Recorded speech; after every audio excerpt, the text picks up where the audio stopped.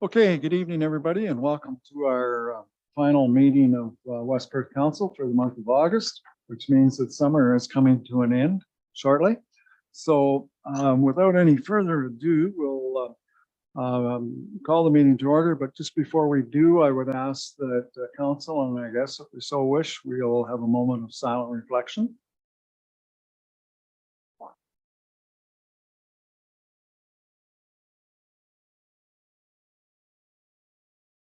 Okay, thank you. All right, we have the agenda in front of us, and it was sent out previous to the weekend. Is there anything to add to the agenda tonight? You got one thing, Dan? Yes, thank you, Your Worship. Deputy Mayor Trentowski has asked for a Housing Accelerator Fund application update from staff, so we can add that to other business. There's no objections.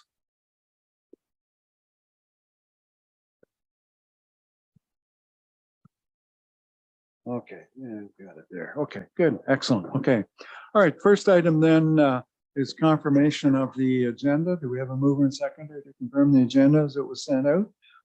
Councillor Fournier, Councillor Foster, seconds. All those in favor? Opposed, if any, that's carried. Anybody have a conflict of interest with anything on the agenda tonight? Okay. If you find yourself in hot water or lukewarm water as we go along through the night, you can always declare it at that time. The consent agenda is here. It's a fairly short one, actually, the way consent agendas have gone in recent months. 4 items on the consent agenda. Is there anything there that anybody would like more clarification on or would like dealt with separately? Dean?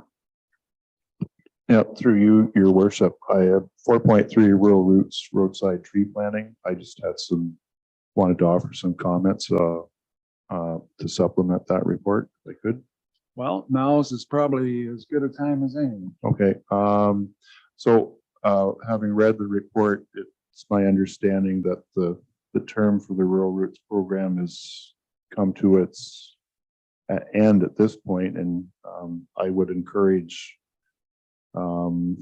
being that this is a subgroup of the Energy, Environment and Forestry Committee. Hopefully I said that right, Diane.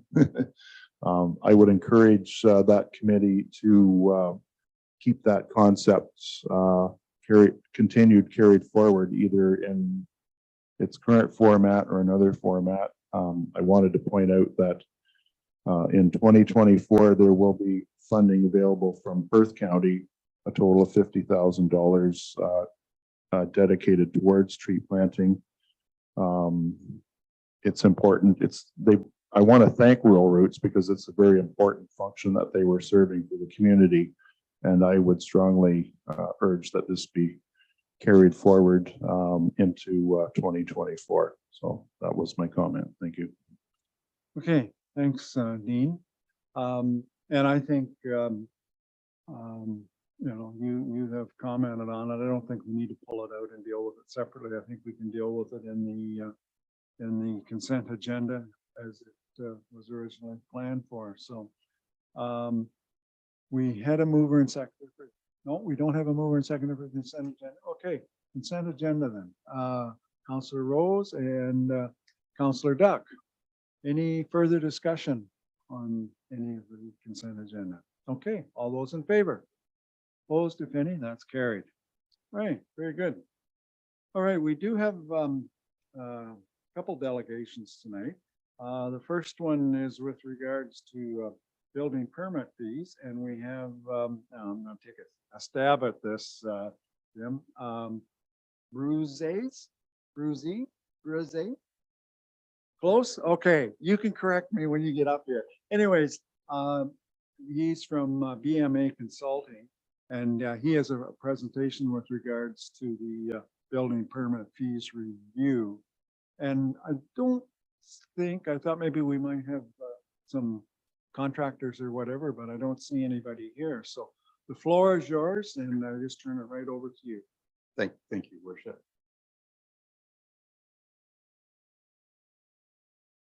Just wait for the presentation to call that. Yeah, so we undertook a building permit review on behalf of West Perth.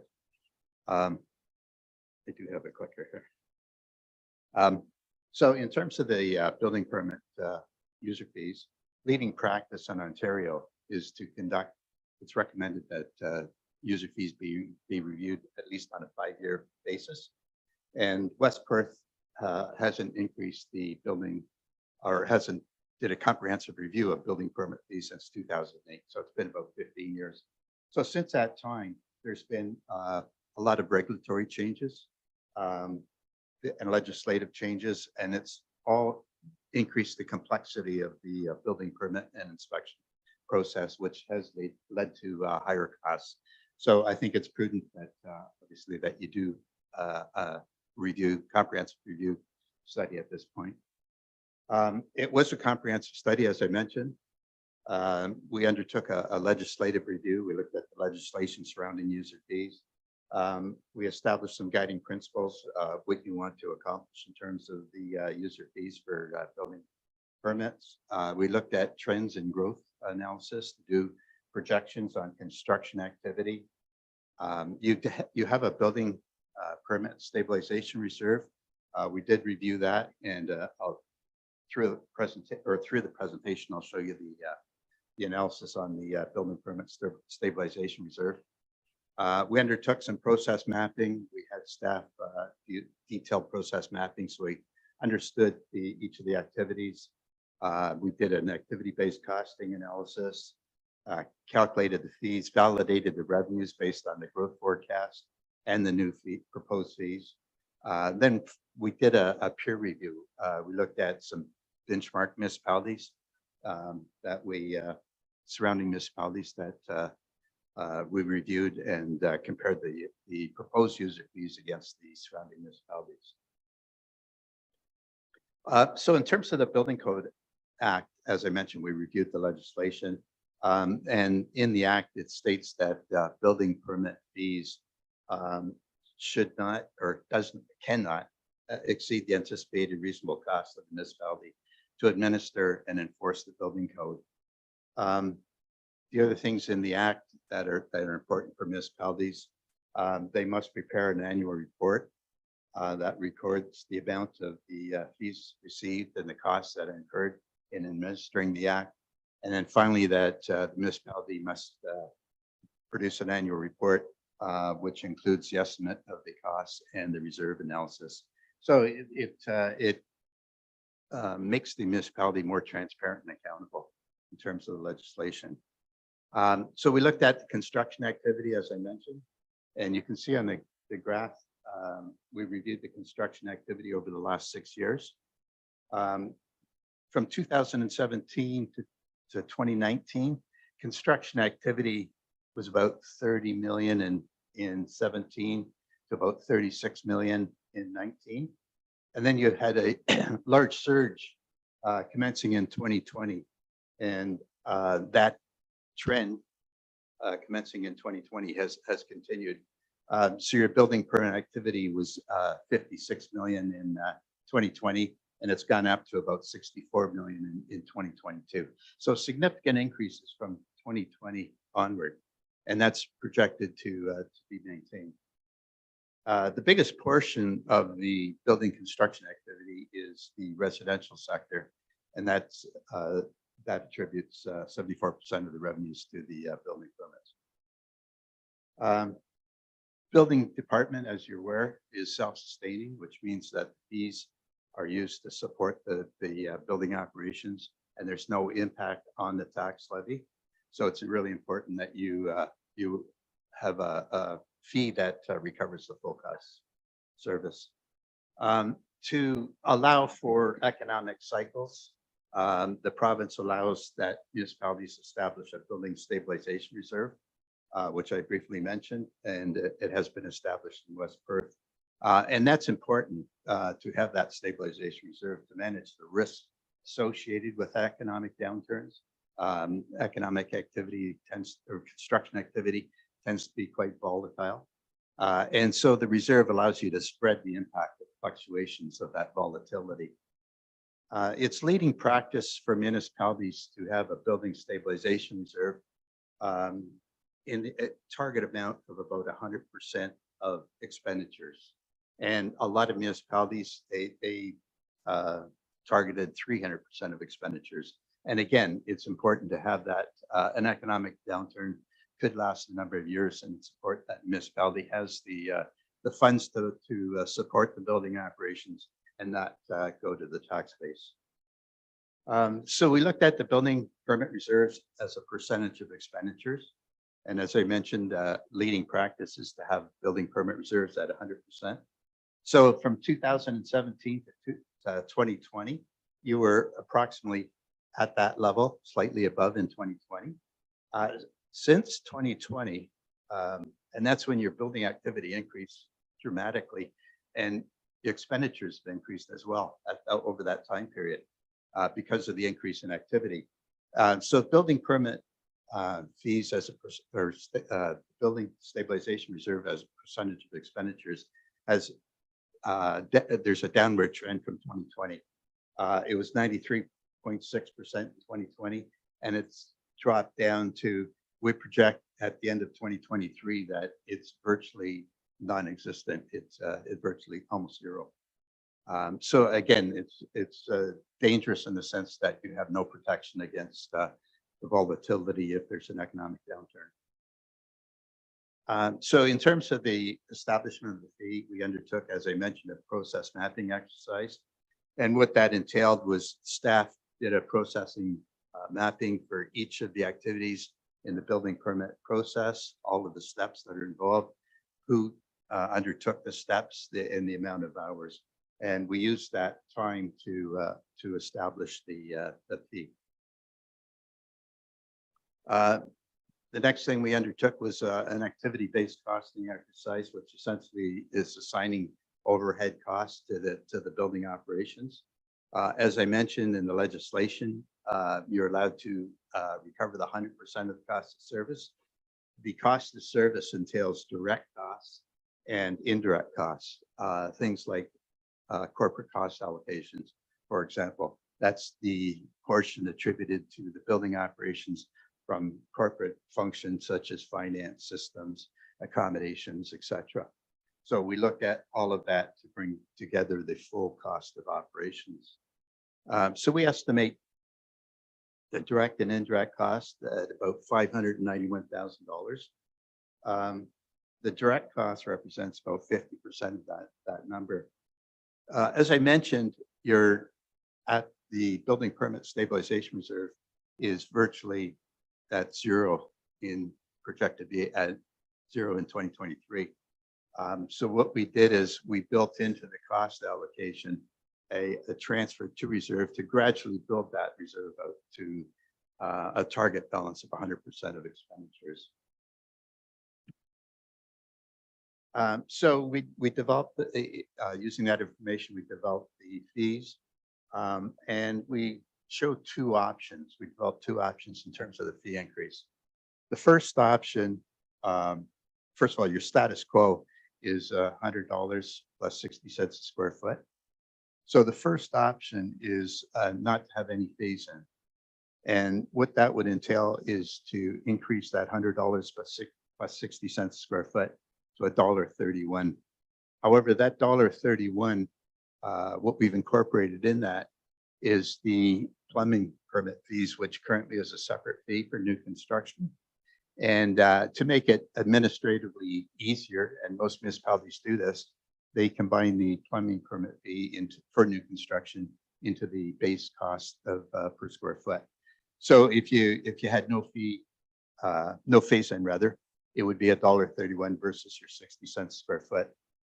So we're suggesting that to allow time for builders to establish these fees and accommodate it within their budgets. We have a phase in over a 2-year period. So the first part of the phase in would be September of this year, and it would go from 60 cents a square foot to 86 cents a square foot, and that would gradually increase to the full fee, which would occur in 2025 to $1.39 a square foot. What we built into the future fee increases for 2024 and 2025 is a 3% inflationary increase. So in terms of the calculations on the fees, The existing cost for a 1,800 square foot house, residential house, is about $1,180. And as I mentioned, in addition to that, they're required to pay a separate plumbing fee, which is equivalent to about $260 for a total of $1,440. If you look at the option for the phase-in, the residential, that 1,440 would increase to 1,554 in September, just over $100. And then January 2024 would go to 2,028. And finally, in January 2025, 2,500. And again, the future year increase is 24 and 2025. We've incorporated a 3% inflationary increase. So in terms of the new fees, and we looked at the growth and the projection. So the projected expenditures, you can see it's about 519,000. The revenues, if you had no phase-in, would be about 579,000. So you would be able to contribute about $60,000 to the building stabilization reserve. With the phase-in approach, in 2024, there's a slight reduction of expenditures over revenues. There'd be a deficit of about 32,000, which we feel can be accommodated. And then in 2025, there would be a surplus of 64,000. So our recommendation is the phased-in approach. And again, this allows time for builders to adjust to any to the fee increases. So as I say, we did a comparison of peer municipalities. The background of the peer municipalities is included in the report. You can see West Perth existing building permit fee for an 1,800 square foot residential house is the second lowest in comparison to the pure municipalities. And in terms of the phase-in, you can see on a phase-in approach, it just increases slightly, that green line on the graph. And then if you had no phase-in, it would equate to about the average of the fees of the various peer municipalities. And then in terms of farm construction, we looked at a 5,000 square foot farm building. Right now, you're below the average. And then with the no phase-in of the fee increase, you'd be slightly above the average of the peer municipalities. So what we recommend is that you adopt the phase-in option for the fee increase as set out in Appendix A of the report. We recommend that council adjust the fees annually, commencing in 2026, based on Stats Canada Consumer Price Index. And then finally, that the municipality establish a formal policy to have a building permit a stabilization reserve target of 100% of expenditures. And Your Worship, that's the end of the presentation. Happy to answer any questions. Okay, thank you. Did I hit the right one? Okay, good. All right, any questions with regards to the presentation on the building permit fees? Just one that came to mind, and I'm not sure, but like when you purchase a capital item such as we did this year, a new pickup truck, that would come out, or a good chunk of that would have came out of reserves. So that would account for our reserves dropping as much as they did, maybe?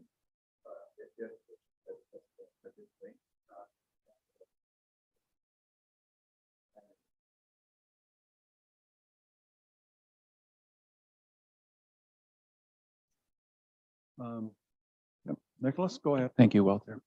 Is there any legislation around this stabilization reserve?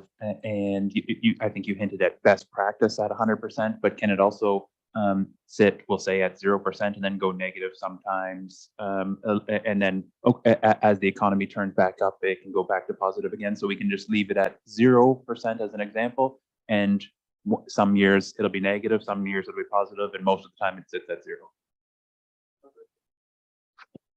Jim, I'm sorry, could you turn your mic on? Jim? Can you just turn your mic on? There's no legislation to establish a target or to have a target of 100%. It's leading practice. And certainly the municipality can not establish a target. And if these weren't sufficient to cover the expenditures and the municipality suffered a deficit that didn't have sufficient reserves, it could be or future revenues could then be used to offset that. However, the municipality has to be in a position that it has sufficient resources, reserves elsewhere to accommodate that deficit should it occur. Other questions? Councillor Rose? We were speaking of maybe going above the average. I think it said in that one graph. What was why were we going above average? Yes, we did that. As I mentioned, we did a detailed process mapping exercise that was conducted by staff who are knowledgeable in the obviously the building permit process, and they provided time estimates for that. So it was based on the process mapping exercise that was prepared by staff. And what we did is took the cost and distributed to the cost of the shown in the process. Yes, but if we're above average now, and then we increase every year according to inflation, whatever. So does that mean like in 4 years, they would still be above average? It depends on what the other municipalities do in terms of their building permit fees. I know in a lot of those instances, some of those municipalities haven't conducted a comprehensive user fee review in a number of years. And I know they have a situation now where they're running into similar to what you have is your reserve being depleted. So there will be some fee increases associated with that with the other municipalities. So again, it's hard to determine if you will remain above the average. It depends on what the other municipalities do in terms of their fees. So if we're just for the time being above average, that monies would just go into reserves, correct? Well, that fee for the farm, for example, is enough to, what we calculated is enough to cover the expenses. So theoretically, if everything worked, What exactly are expenses? That's kind of a loose term. So the expenses of the whole department are 590. We estimated to be 591,000. So it was all based on that base figure of $591,000. And again, we looked at the process map, the trends in terms of the construction activity for residential and farms, and brought that all together to come up with to make sure that you had the appropriate fees to recover the expenses. The other thing, Murray, is keep in mind that, if we look at this again in 5 years, and if you find, that you've got your reserves built up relatively well, you don't necessarily have to be above average. You could tweak it and come back down a bit, but that's the unforeseen that's out there, Yeah. Any other questions from members of council? Councillor or Deputy Mayor Trzaskowski? No, thank you, your worship. So my one question to start, your costing exercise, that's based on a complement of 3 members in the building department so far, is that correct? Or I believe it was 3. Matt, I can correct me if I'm wrong, but yeah, it's the full complement that's currently in the building department. I can just add, it included the extension of the revision to the council has approved an addition of an additional staff person, and the numbers that were provided for the review included that position. okay, thank you. That's where I was going with that, is where the calculations that have been completed factor in the fact there will be an added member in the future. So all the more reason to go above, well, to appear to be going above average, but also factor in the effects of inflation and whatnot. Thank you. Okay, any further questions from members of council? Is there any questions from any members of the public? And I saved the best for last. Bob, do you have any comments you want to weigh in here on? Sure, yep.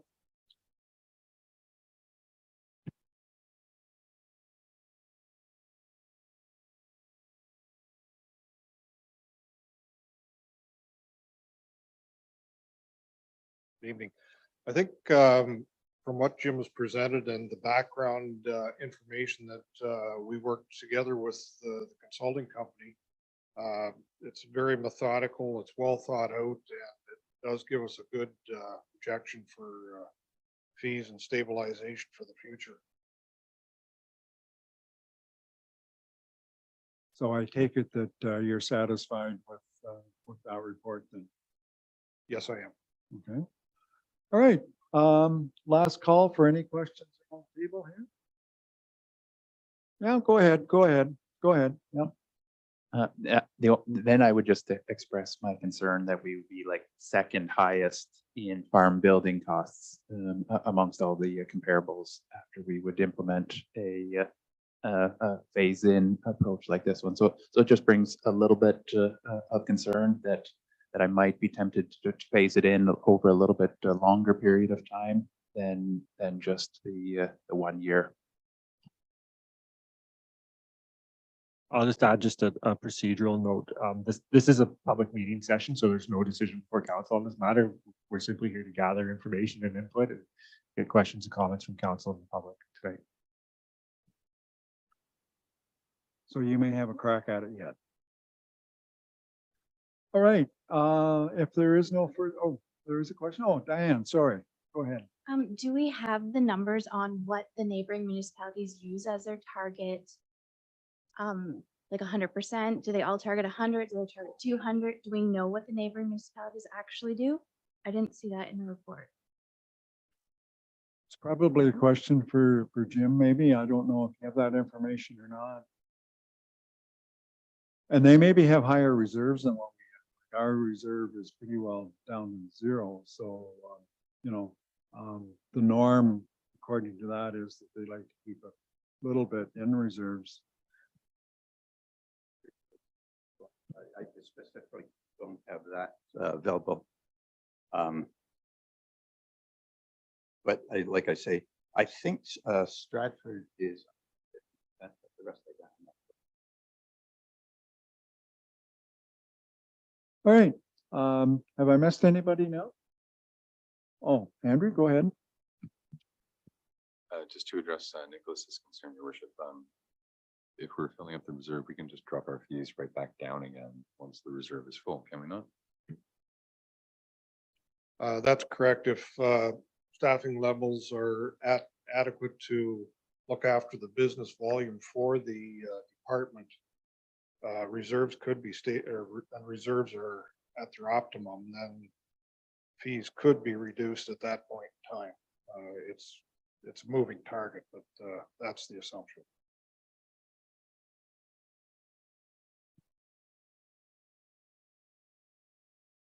Anybody else? Deputy Mayor Jankowski? Thank you, Your Worship. I guess I'm concerned about costs too, but I'm also concerned about leaving this department short, because if the economic level of economic activity is going to continue, especially with this push for more housing, and if agricultural development keeps progressing at the rate that it is, this department's going to be very busy, and it'll be a key component of the economic vitality of this community. So I would not, I don't want to see this department short in their ability to respond to the workload that they're projected to have in the future. Thanks. Okay. Anybody else? Last call. Okay, very good. So thank you, Jim, for that report. And maybe, I don't know who wants to comment. Where do we go from here? So this was the public meeting.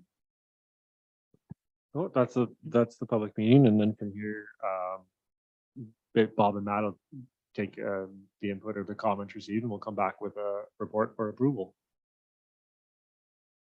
Obviously, we're into August, and you talked about implementing this in September, so it's going to come back fairly quickly. Yes, we'd be looking at the next council meeting to move forward with the bylaw. Okay. And I think, it's an opportunity for us to have a second look at it. If there's something that we want to tweak, then that's the time to do it. you know. Okay, very good. All right, thanks, Bob. Thanks, Jim. Okay, moving on, our next delegation is our auditors, Paul Seebach from Seebach and Company. And this is the 2022 audit financial statements. So, without fanfare, it's yours. Thank you very much. Our report is the full financial statements that were required to prepare by the province under their PSAB requirements. And we also do a 2-page report that just kind of outlines things a little better. When we did a little bit about the audit process, we were here on site for both the interim audit in December and also the final audit in May, and everything went well. As you know, it was our first year as auditors, can be a bit stressful for us and for Wendy. But we prepped pretty well, and Wendy, Monique, and everyone we dealt with in all the departments were very cooperative, friendly. We were provided with computers, access to the accounting system, and I think it went fairly smooth. Lots of questions in the first year, and they were all answered. So we're very happy with the process, and going forward, imagine it to be the same or better. After completing our audit, as something to report to council, we did not find any unusual transactions, journal entry or something that would be other than the normal course of business. At the end of the audit, there was no outstanding issues, no disagreements of accounting policies. Sometimes, you go back and forth accounting estimates like payrolls, accruals, receivables, grants, things like that. That was all resolved. And as I said earlier, we received full cooperation from finance and actually any other department we went to ask for information. Just a few things before we go into the numbers, a few just observations. When we talk about your consolidated statements, they include the library board and the BIA and your share of Erie Thames PUC, which is 6.25%. Our financial statements are prepared on an accrued basis, where your budget is more of a cash basis. The ministry requires that the financial statements are prepared according to their accounting standards. So the major difference is when you prepare your budget, you're looking at cash, how much cash do you need. So when you make your debt payments, you're raising funds for the principal and interest. We only deduct the interest, not the principal. When you're looking at capital, you're trying to raise money to buy that item in 1 year. We spread it over the life of the assets, so we depreciate it. So that number is different. And the final thing is we recognize reserves, but they don't hit the income statement on these statements. When you do your budget, you're putting money in, taking money out, etc. We use exact same accounting systems. We start with the same numbers. We just end up using different accounting policies at the end. You may wonder, why do we do this? Well, we have to do it. It's required by the province. These audited financial statements and the financial information report, the FIR, is how the ministry sees your municipality financially. So the first thing I would note, your surplus at the end of the year was $2,015,000. That's prepared on the accrual basis. When we kind of reverse things back to how your budget would look like, you have a surplus of $388,000. And in Wendy's report, she has a little more information on why you had what makes up that $388,000. During the year, you spent 9.7 million on capital. You had budgeted to spend 11.6 million. The main things you didn't do were some water treatment upgrades to the water plant. Some things were set aside to this year, like you didn't buy the street sweeper, you had planned some vehicles and some smaller projects at the fire department. So that just means your reserves are a little higher at the end of the year, and you have a little more money in the bank because you didn't spend all what you projected. At the end of the year, your the debt was 7,046,000. During the year, you added 2 new loans to your the debt. One was to pay for a fire truck from last year, 374,000. And you took out, this loan hasn't been termed yet, but the loan to finance this building, you added $1.9 million to it and for the fire hall. And during the year, you also made $356,000 of regular principal debt payments. One thing, when you do your FIR, the province calculates how much debt payments you can have. It's basically 25% of your revenue, and you're well, even with the new loans, you're well within that. And the last thing I would say is at the end of the year, the reserves are $18 million. That's a decrease of 4.4. These were all budgeted to pay for your capital items. Also, on your financial statements, there's deferred revenues, and those are basically gas tax funds you received, but you hadn't spent yet. The first page we look at is report to council, financial indicators. This is basically your, maybe scroll down a bit. The other way, sorry, yeah. Oh, sorry. Yep, that's good.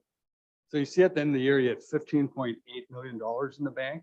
You have a general account, water sewer account, reserves account. One reason they're higher this year is because the receivables were lower from last year. So when your receivables are lower, you collected more funds. At the end of 2021, you had a lot of municipal drains outstanding. That money came in, so that helps your bank account. The next item, taxes receivable are lower. You just cleaned up some taxes. The lower, the better. Long-term, just your normal receivables are your water, sewer billings, grants from the province, and so forth. HSD outstanding. It's about a little lower than last year, 5.2 versus 5.8. Your long-term receivables are municipal tile or drain loans. They were paid out mostly during the year, so they're lower. You do still have investments, 6.4 million. They're all at the CIBC and different types of investments. And then you have your investment in government business enterprise. That's your share of ownership in notes, shares, and for the Erie Thames. So total current assets, 33 million, basically the same as last year. Things you owed at the end of the year are accounts payable. They're both the same, some capital items.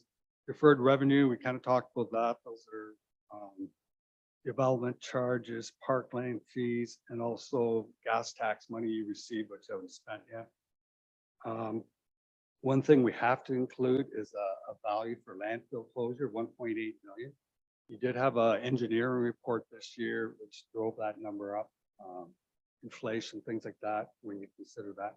So that money is monies you need today to finance the closures of your landfill sites. You have 3 landfill sites that are closed already. Hibbert, Logan, and Fullerton are closed. And you have the Mitchell landfill site that is still open. So in theory, the province is saying you need this much money today to finance that in the future. In reality, you don't have that money in reserves. You would probably just finance the closures as they occur, but the province does require you to put a number in. And then municipal debt we've talked about went up because the 2 new loans and down because of your payments. So $15 million in liabilities. So net financial assets is basically things you can get, funds you can get your hands on. It did go down from 21 to 17. That's only because you basically convert a lot of your current assets with cash into capital assets. There's tangible capital assets. These are your roads, buildings, vehicles, equipment, etc. And as I said, you added 9.7 million, depreciated 3.8, and there are 105 million at the end of the year.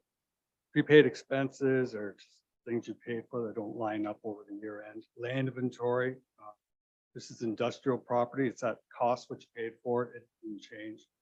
So $125 million of fixed assets, so the, or totals. So then it breaks down your surplus is $1,006,000. It went up, your reserves went down, as I said, $4 million. So your overall surplus is up $2,015,000, which is your, basically your income for the year. The next page is your, basically your income statement. To go over that quickly, taxation is a little higher than budgeted. Your supplementaries are greater than the tax write-offs. Your various grants you got, some capital grants. Your other capital was lower. That would have been for the water treatment plant, so you didn't do the work, so you didn't get the grant. Then your user fees, obviously the largest one, water and sewer. Recreation is higher this year. In 2022, you really only shut down because of COVID for 1 month, January of 2022 or 21, you shut down quite a bit, so your revenue came back. Other income, your interest is higher because of interest rates. Other sales, you did have 2 property sales, $1 million. Gain and loss on disposal of assets, that's kind of a book transaction. Sometimes you dispose of something, it just had a higher book value than what it actually was. And then license permits, et cetera. So total, you had total revenue of 19.6 million, which is, considering you didn't get all your capital grants, is very close to the what was budgeted, 19.8. All the expenses are pretty, you can go through. One number that's a bit out, waste collection disposal, it's higher because we had to bump up the cost of the unfunded liability. That's where that number hits. So total, when you add in your capital and your reserve transfers, your total expenditures would have been 19.2 million. They take that 19.6 minus the 19.2 is about 400,000, which is basically the surplus that was calculated by Wendy on a cash basis. Then when you add back depreciation, subtract the capital, you come back to the what's on your financial statements, to 2,015,000. As far as the full financial statements, the only things I would go through is the auditor's report. It's a clear auditor's report. It states that we audited the statements and they present fairly the position of the municipality.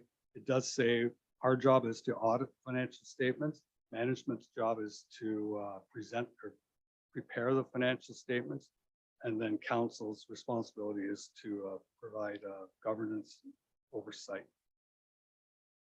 As far as the notes in the financial statements, there's note number 5 talks about your investments, $6.4 million. There is a note number 9 shows all your debt, and it shows the 2 new loans, or the addition to the one for the new municipal office and the new one for the fire truck. And then the last thing I would point out is near the back of the financial statements is it's the continuity of reserves, reserve funds. It just shows how your reserves went from 22.9 million to 18.6 million, as that money was taken out to pay for capital items. And the trust accounts are at the very, very back. Majority of that is just for your cemeteries. Whenever you sell a plot, you have to set aside some money for future look after future expenditures. So the money sits and the interest goes towards maintaining the cemeteries. Are there any questions on the financial statements? I know I went over a lot. Most of the news is good, so. Okay, any questions for Paul on any of that? Nicholas, go I was ahead. wondering if tonight or later on in an email, could we get a breakdown of the disposal of assets? That $750,000, what it was, or you have it tonight, or later on is fine too. No, that could be. Thank you. I appreciate that. Other questions? No? Okay. Well, thank you very much. And we'll probably start the interim audit around October this year and it starts all over. Well, we'll probably think and we'll wake up at 1 or 2 o'clock in the morning and say, Why didn't I ask him that? What's going on there? I certainly hope you don't have any thoughts on this during your dreams. Thank you. Okay, thank you very much. Very good, very good.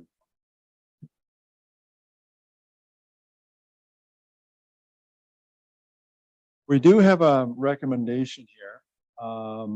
And the recommendation is that the municipality of West Perth approve the draft audit financial statements for 2022 as presented by Seabach and Company. Moved by Councillor Harold, seconded by Councillor Vink. Any further discussion on this? Okay, all those in favor? Opposed, if any, that's carried. Okay, brings us on to planning. And the first item that we're dealing with is official plan amendment number 204. And Jerica, you're going to walk us through this, I believe. Eh? Okay, the floor is yours. Yes, thank you, Mayor and Council. And I actually, for this application, I'm going to combine my presentation with the next file as well. So D14-1421, since they're interrelated with one another and there's a lot of complexity to both. So without further ado, these are two applications that West Perth Council has seen before. The public meetings have been held for both, and this concerns a lot near the community of Fullerton, south of Fullerton, and the applicants are the Boston family, with Carolyn Baker acting as an agent, and is 3111 Perth Road 163. Surrounding land uses are agricultural in nature with, oh, is my clicker working?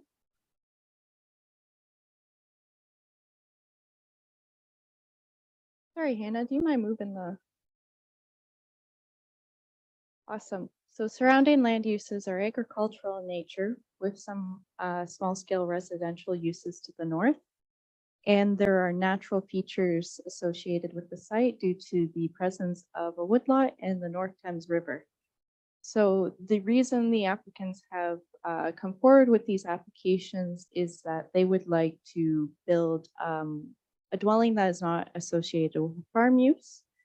And currently the lot is zoned for primary, secondary aggregate resources under the official plan, so it's designated. And then it's agricultural special provision 2, and that A2 zone refers to the official plan designation for aggregate resources. So this is an updated concept plan from what West Perth Council originally saw, just because with the meeting on June 14th, there's some questions over the minimum distance calculation formula. So this concept plan that has been revised by the applicant does show the distances from the concrete lid, the manure storage and the barn, and the updated MDS parks over the property. And as you can see, it's a little difficult to make out, but that grayed out area on the property that is kind of a irregular shape is where the building envelope is proposed. So the area of the lot that will be deemed buildable on. So with OPA 204, as I stated before, we have aggregate designation on the lot as well as the floodplain. The floodplain is also reflected in the zoning bylaw, and that is not proposed to change in any shape or form. What is proposed to change is taking off the primary or secondary aggregate resources, and the applicants have produced a study that indicates that there's no commercially viable aggregate resources on the property, which satisfies the PPS requirements in that regard. We're keeping the floodplain intact. The applicants also provided an environmental impact study due to the presence of the woodlot, and have agreed, since the woodlot has been delineated, to show that in the official plan designation and complemented by the zoning bylaw, as well as an adjacent land overlay that will ensure that there is no development within 10 meters of the woodlot. And there's also certain site-specific provisions that would be included in the zoning bylaw amendment. So we're talking about the zoning bylaw amendment now, assuming that OPA 204 was passed. Some of the special provisions would be to permit a non-farm residential use on an existing lot of record, establish a minimum front yard setback of 15 meters, a minimum rear yard setback of 50 meters, and that's to recognize the presence of the floodplain on the property, and a minimum side yard setback of 8 meters to also recognize the distance from the drain and other natural features on the property. Additionally, there has been a request for a reduction in the minimum distance separation formula calculation 1 from 285 meters to 285 meters to 128 meters from an existing manure storage, as well as going from 285 meters to 150 meters to the livestock barn. Planning staff, so it's my opinion and my recommendation to West Perth Council to endorse OPA 204 on the basis that I believe the applicants have demonstrated that the aggregate designation on the property is no longer supportable.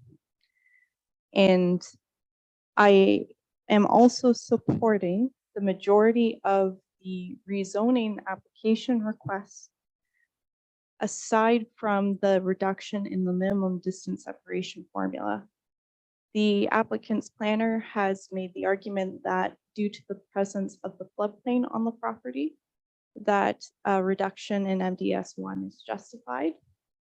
It is my interpretation of the agricultural policies set up out in the provincial policy statement and the Perth County official plan that this might not be warranted, especially given the fact that the MDS arcs extend past the property boundary. So the presence of the floodplain don't predicate necessarily a reduction in MDS. In other words, the floodplain isn't necessarily what's going to cause the MDS. There's going to be an MDS reduction regardless.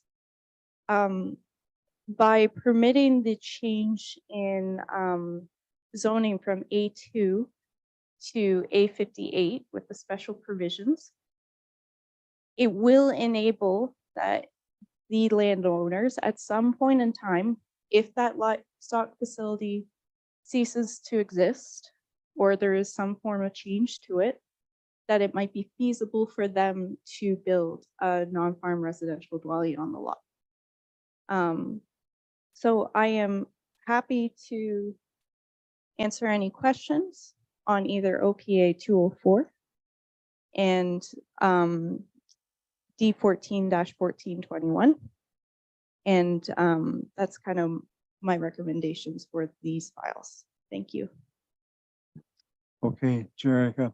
So just to put it in a nutshell and a summary, all the work that has happened and all the reports that have been done, and you could say the hurdles that they've had to do to get this far.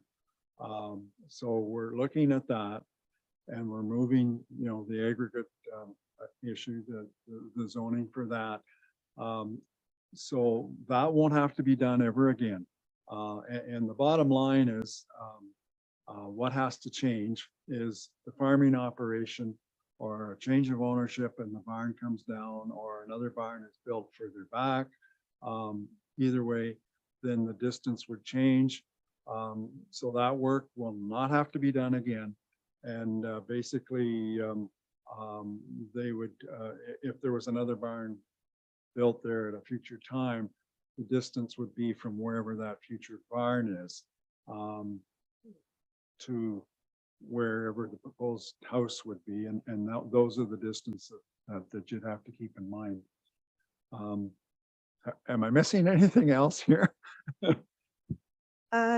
Yes, Mayor McKenzie, that is the circumstance. Now, Should the MDS issue be resolved, it is still tied to section 5.33 of the zoning bylaw, which just means they will have to demonstrate that they can have a well and a septic system safely on the lot. But that can occur at the building permit stage. Right. Yeah. Okay, all right. Okay. Questions from council? Counselor Foster. So if Morris's were to build a new barn, would it affect their MDS setbacks, any of these changes at all? Like for Brian or for Pine View or whatever the other Morris's down the road with the dairy? Or would it still just be based off of where Workington's house is? Thank you, through you, Mary McKenzie. So as MDS operates on who was there first, essentially. So right now there's a existing barn on the Morrises. So there's Thames View, and then there's Fernwood Dairy, which isn't affected. They can meet the ARC on there. If Thames View Farms built a new barn, that would factor into the MDS calculation. Say if Thames View Farm built a new barn and then brought that existing facility, like that existing barn down, or changed the use of it to something different from swine. It could be the case that the Vossen lot may meet the MDS and they won't necessarily have to go through that. Now, if Thames View Farms, if that barn came down and there wasn't a new barn put up on that property, then the landowners of the existing lot of record at 311 Road 163, so the land subject to this application, could in theory apply for a building permit. And then if they were successful through that chain of events and they constructed a dwelling, then if Thames View Farm in say 5 or 10 years wanted to put up a new barn, they would have to meet the MDS 2 distances, which are calculated differently from MDS 1 for that new residence. A lot of variables obviously going on there, but as long as that facility is up to date, so as long as that manure storage and that barn is there, it doesn't meet MDS without West Perth Council permitting a reduction. Does that make sense? Okay, other questions? Deputy Mayor Jankowski. Thank you, Your Worship. So I'm listening to your explanation, Jerica, and I'm playing out a scenario in my head. So please bear with me. So today we're considering the application. Tomorrow, if by some unfortunate circumstance the barn burns down, then on Wednesday, the Vossens could apply for their building permit.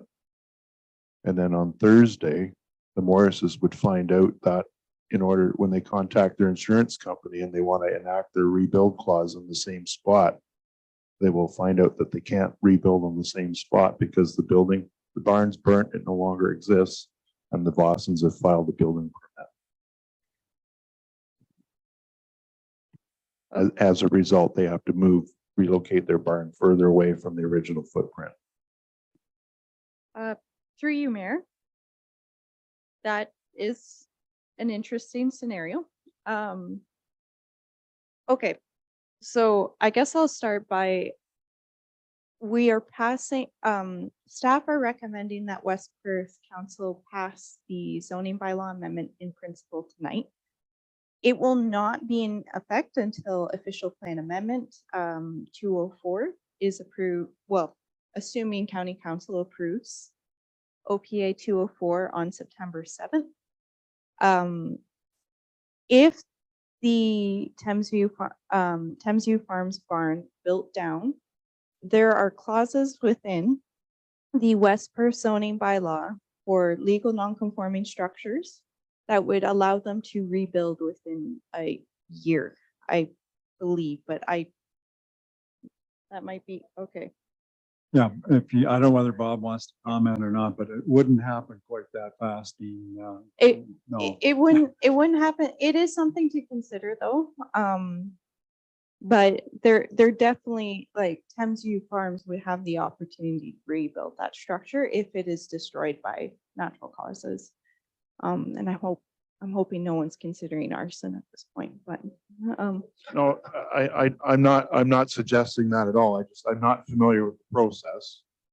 But I'm just in my mind, okay, it's maybe not going to happen Monday, Tuesday, Wednesday, Thursday, but there is a timeline. I'm not aware of the timeline. So I guess I could have rephrased my question a little bit differently or laid out the scenario differently, but I just wanted to get a sense of what the timeline is. And okay, Yeah. that answers my question. and it was a really good question. It's a very interesting piece of property or a lot of record. And there's a few of them that are around the municipality as well as in other municipalities. And usually there's a reason that they are a lot of record and haven't been built on. But you know, as I have said to the applicants, I'm surprised that the one of the first things that was done was not the MDS to see where things were on this particular property. But, you know, as I said, you know, at the start, all the hurdles have been done now. So that there's a piece of property there that potentially could have a house built on it. But in order for that to happen, there has to be some changes across the road. And whether that happens or not remains to be seen. But, you know, the potential, there's more potential on that property now than what there was before. So that's about all I can say and leave it at this particular time. Is there any other questions? Oh, are you wanting to say a little bit? Like that's fine. I didn't have an opportunity to talk to you before, so if you want to say a few words, that's fine. I'll come up to the mic here so we can hear you and go from there.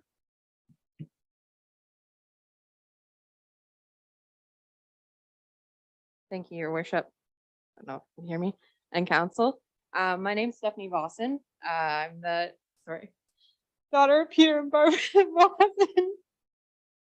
In regards to the statement that was just said, I have an email here that says, this is from the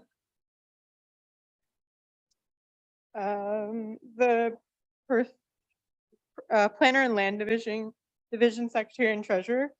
And it literally states, given the different factors involved, I would advise you secure the services of private consultant planner to prepare a comprehensive planning justification report that ties everything together and addresses all policies, considerations, and restrictions. The first point of entry to consider would be the OPA application, followed by the zoning bylaw application, and then possibly the minor variance. So that was the order given to us.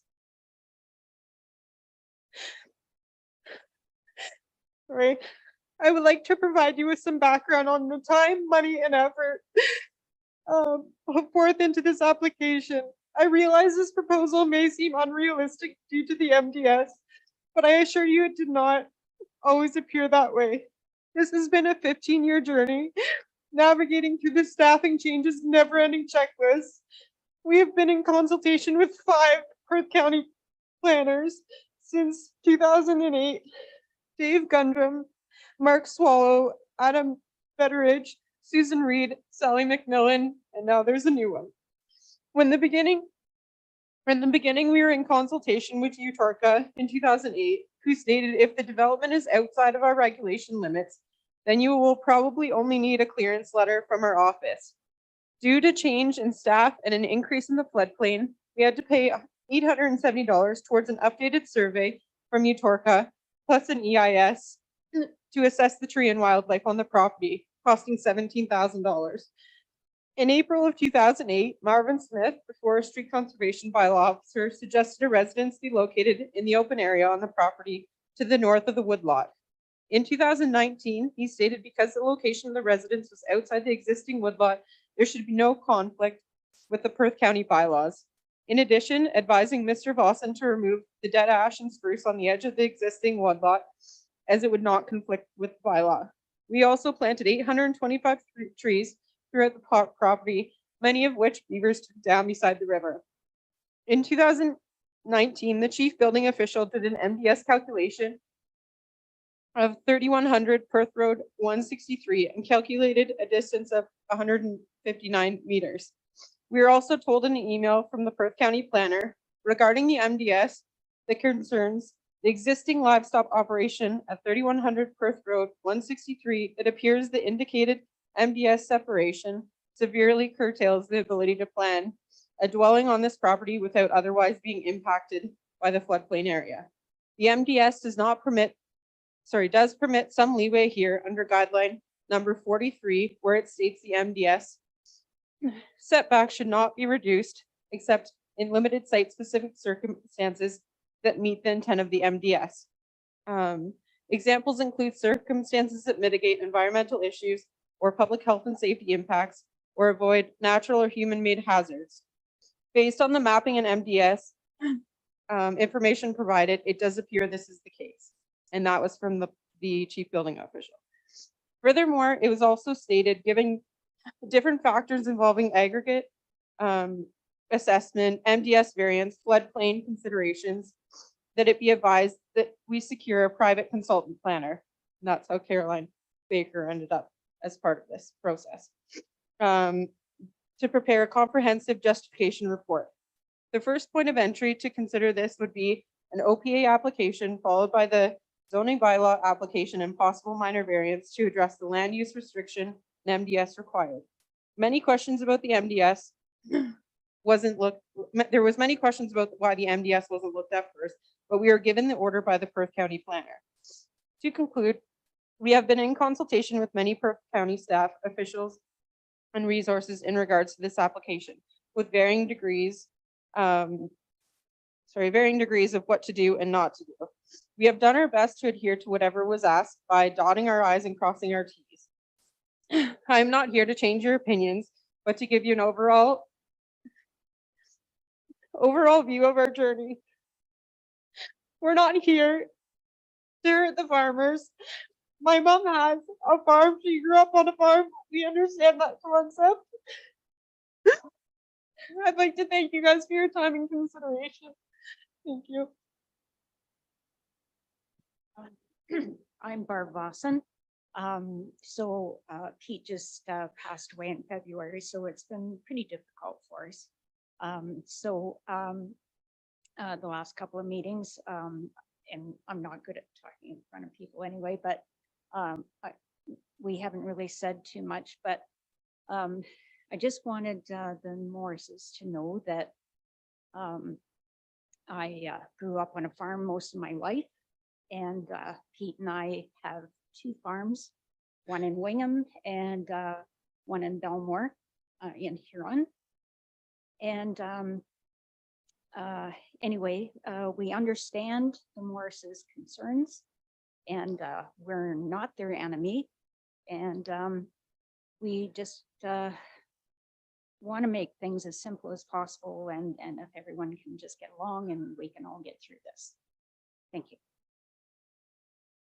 Okay, thank you. And I do appreciate your comments, and I do feel your pain that what you have gone through and everything that you've had to do.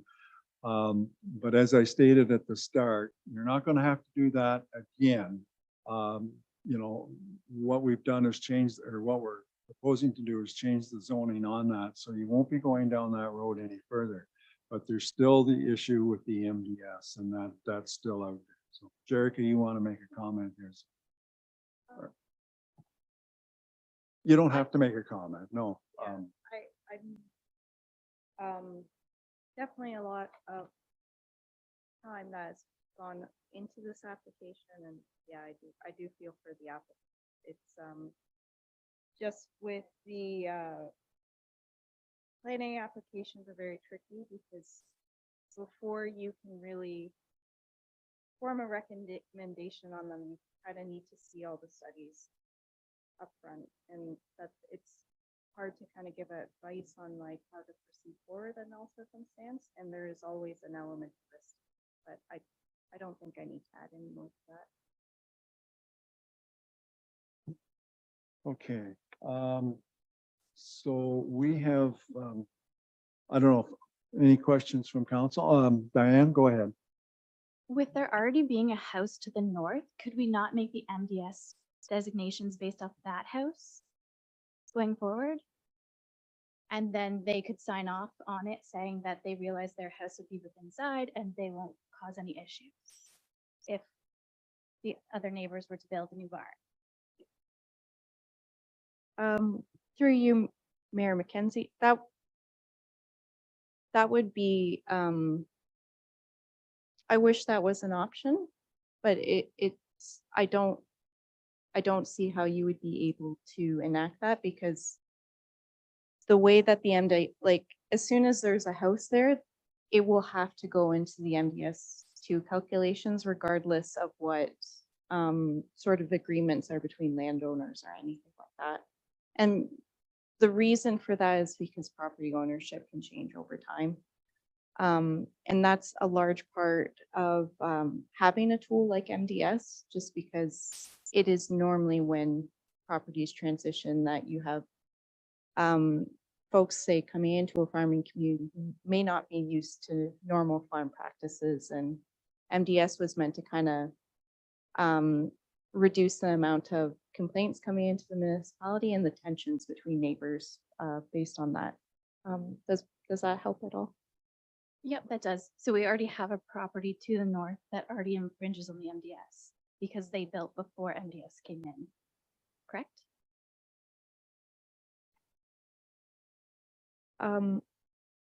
Through you, Mayor, the property to the north doesn't, MDS2 is calculated differently than MDS1.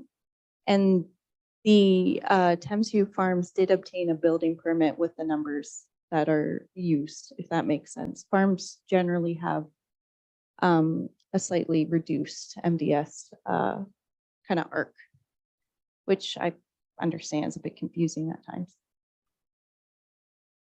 Maybe you don't understand question, Diane, but I think the extension to the barn, and I believe there was an addition on that barn at that time, MDS would have been, and I'm looking at Bob, I'm looking at everybody here, but the MDS would have been calculated when they put that addition onto that barn. Of course, there was nothing across the road. But Nicholas, go ahead. Could I ask about this MDS calculation on the addition to the barn versus, and correct me if I'm wrong, is there an open building permit right now on that property for a barn to be erected? And is that being used for any calculations? Or am I mixing up I applications? certainly am not, I can't Okay. comment on that because I don't know Okay. whether Jerica or Bob knows, I'm not sure. Yeah, Mayor McKenzie, we've been talking about the potential for a new barn and like some of the discussions between the councilors.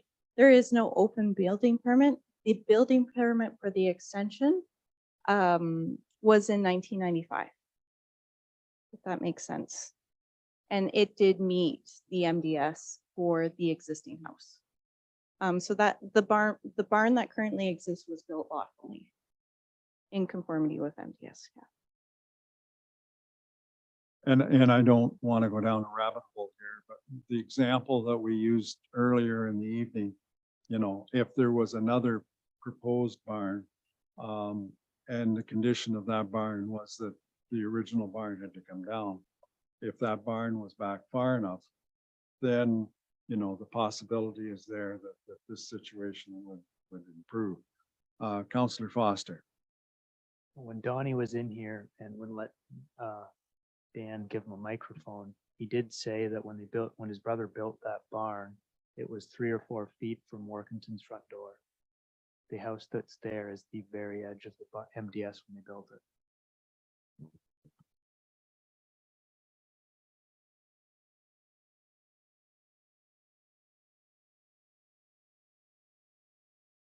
Okay, any other questions here?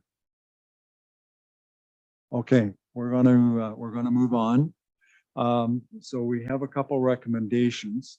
The first one is that, and has to do with official plan amendment number 204, that the Council of Municipality of West Perth received a report titled Perth County Official Plan Amendment 204 affecting lands described as Part Lot 13, Concession 13, Part 1, Plan 44R 3169, 3111 Perth Road 163, Fullerton Ward, Municipality of West Perth, and that West Perth Council endorses the official plan amendment number 204 to the County of Perth official plan to Perth County Council.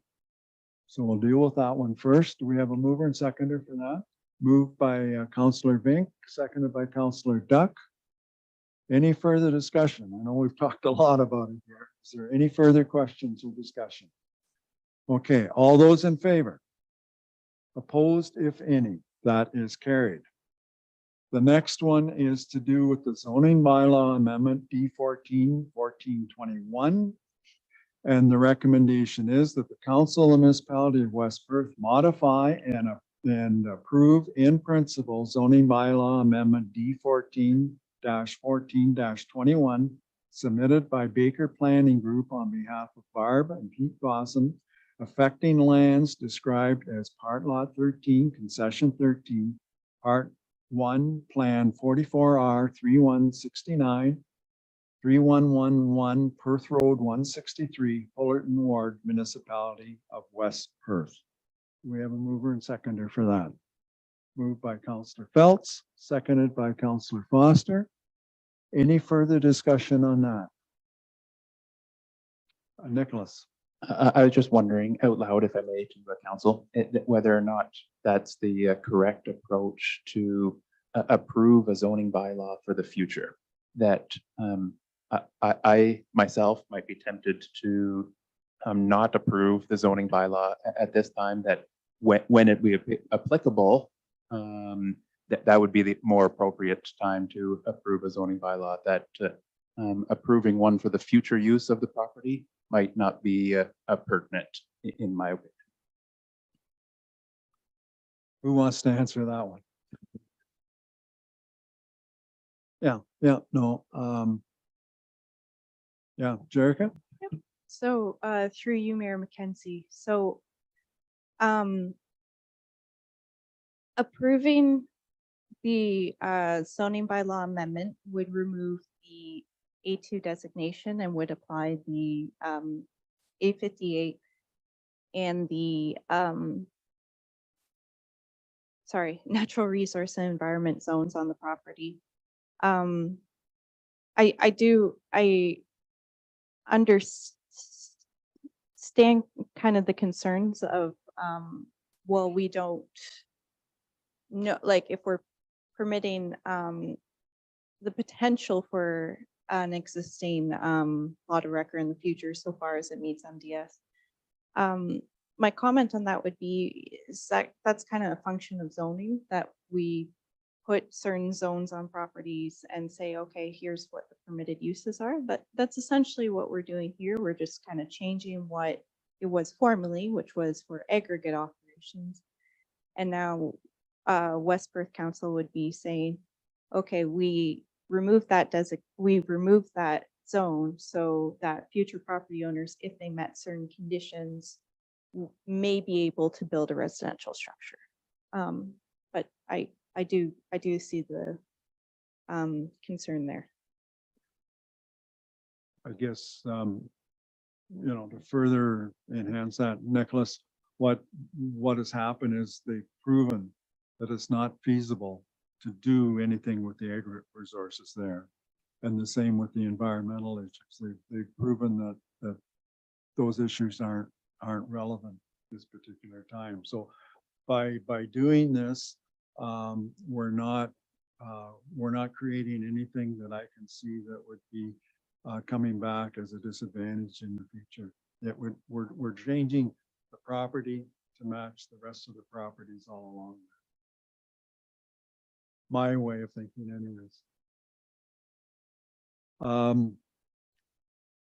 Does that answer your question? Unless we're maybe just going to agree to disagree, I don't know.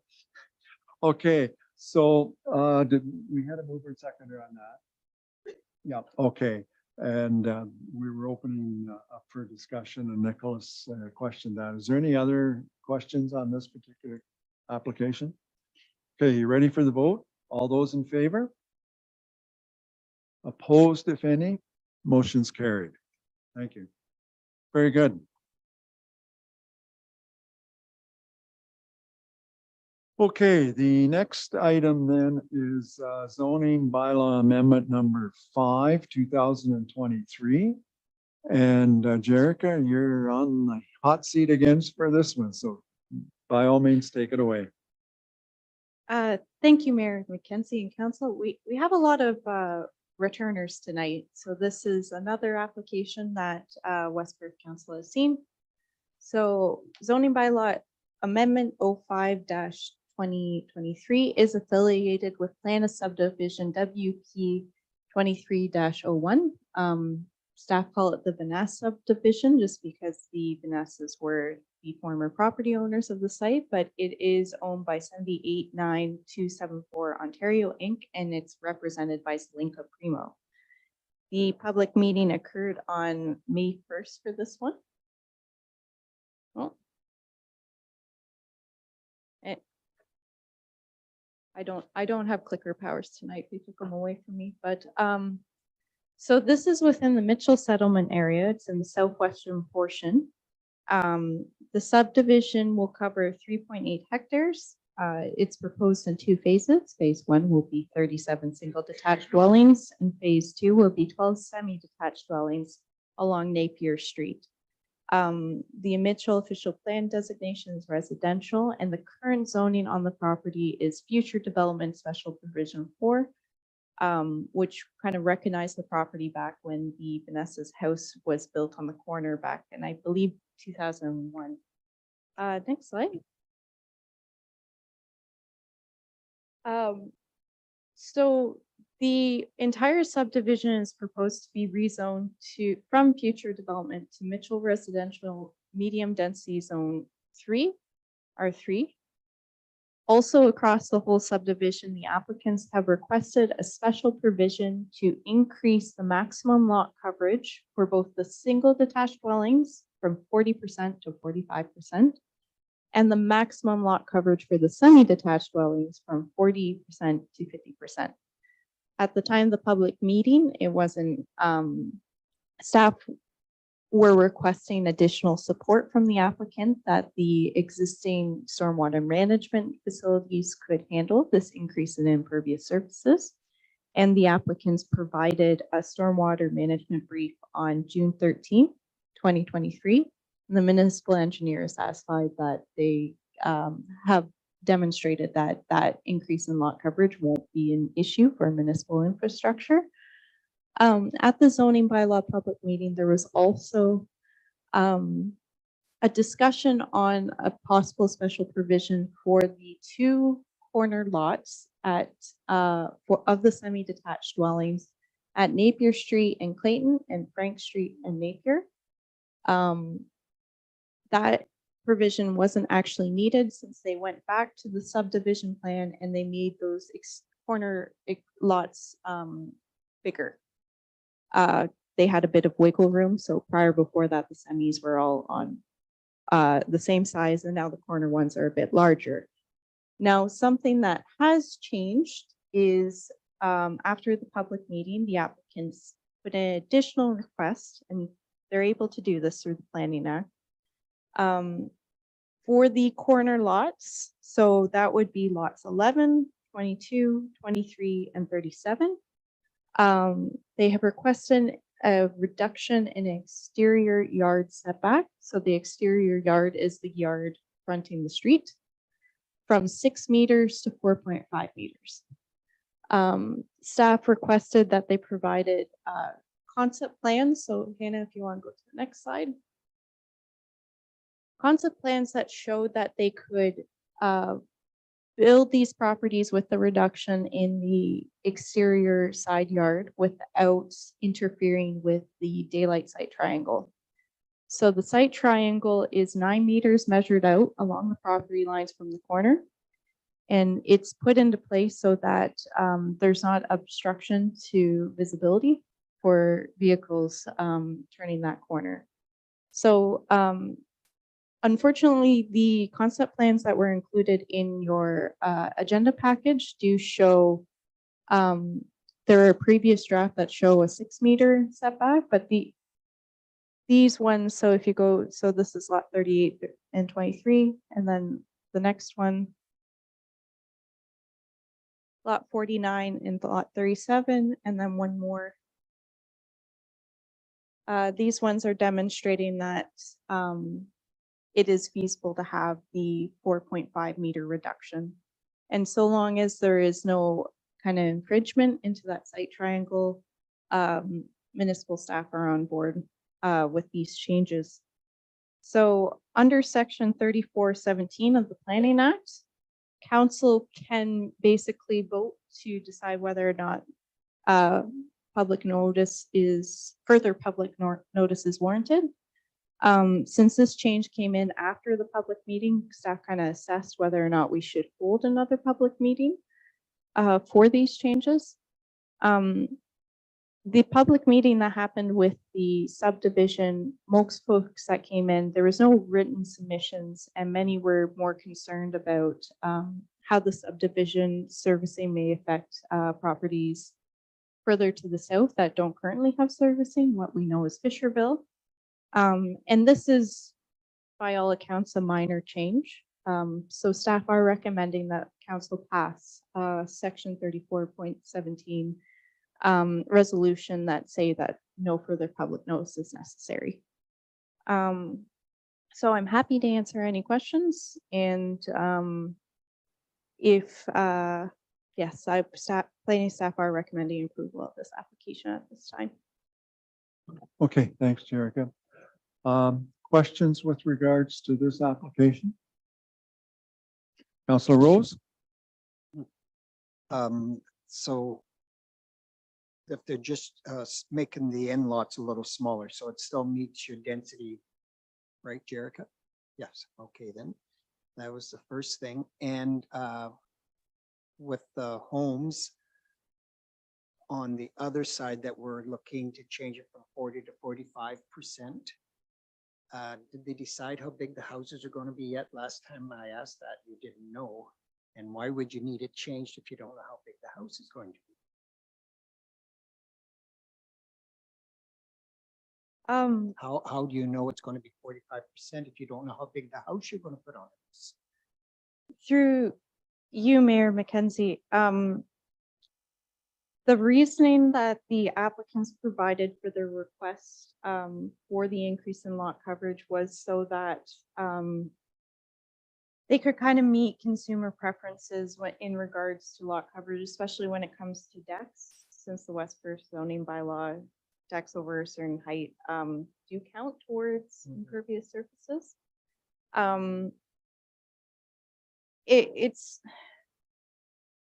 It's not necessarily that they need to know the sizes of each individual house that's going in there, but How big of house could you put on if it was at 40% with the deck? I believe that would depend on the specific build, and that might be a better. Well, it's whatever's upstairs. Just that people have asked me this and that, that's why. So that lot coverage doesn't account for stories.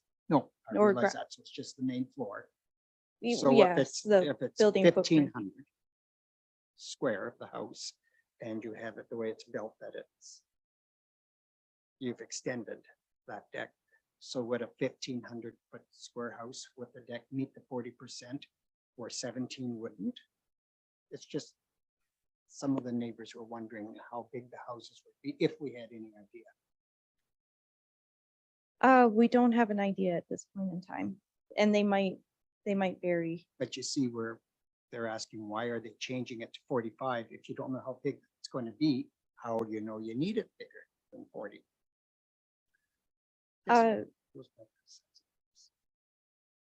I just think what they're doing is they're giving themselves the potential to go bigger, but it doesn't mean that the houses are going to be bigger. And I think that we found in the subdivision that they built on our Aiden, or was it Aiden or Duncan?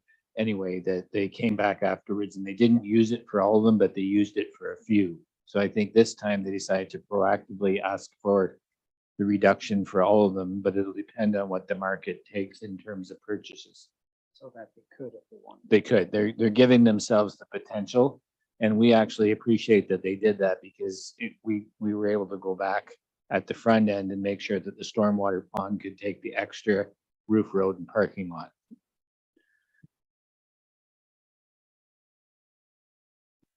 Any other comments at this time? Just a question in regards to, and maybe I'm confused, but it seems to be covered decks are becoming a big thing. So when it's covered, does that make it part of that house? Whereas a deck that's open does not, a deck is separate, or is that two different things?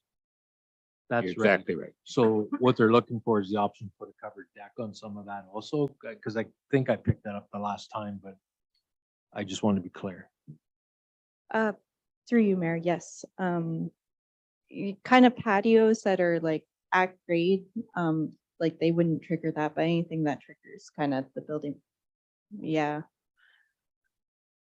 Or even uncovered, just over a certain height. So if they have it elevated to kind of come off, say like a second story, depending on the build of the house, like, a back split or something, that can trigger it too. Okay. Any other comments at this time? All right, we have a recommendation here.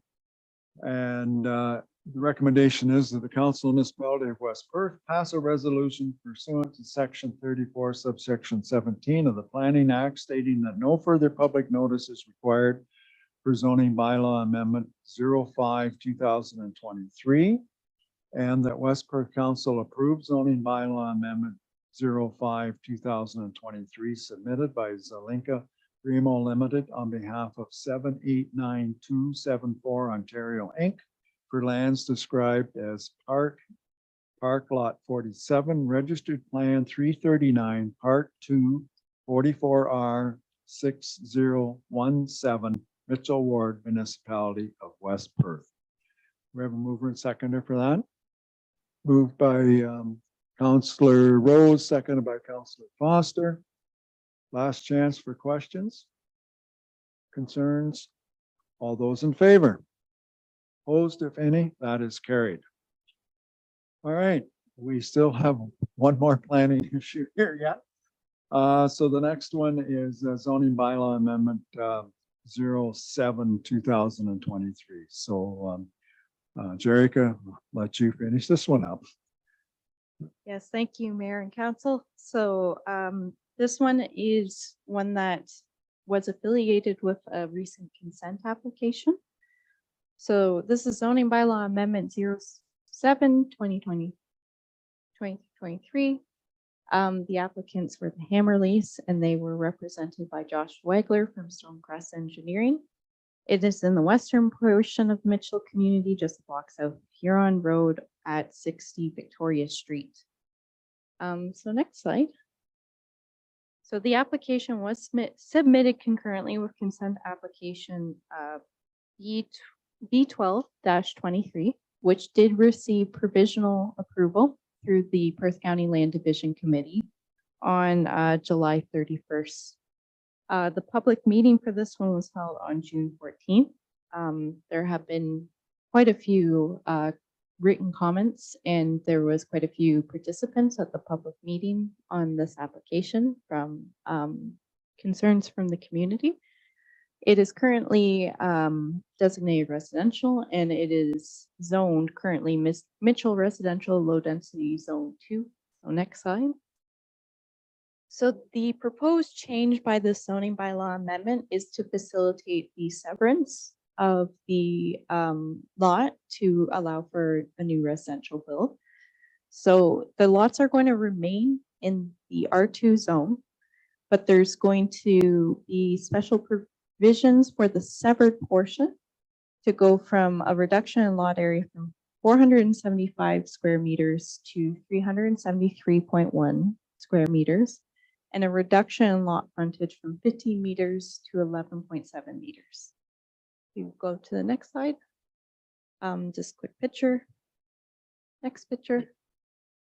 And this zoning bylaw information table is just demonstrating that despite this being a smaller lot size, that it will be the residential build that they are proposing will be able to meet all other standards of the West Perth zoning bylaw. There were concerns over stormwater management with this parcel. There is an existing catch basin at the front of the property that is private. The applicants have proposed and submitted as part of their application a lot grading and drainage plan that proposes a new private catch basin that has satisfied the requirements for the municipal engineer and building official.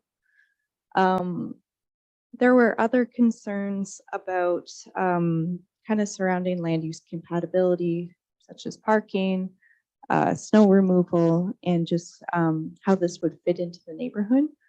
Planning staff are recommending approval of zoning bylaw amendment 07/2023 on the basis that it promotes intensification for the Mitchell community.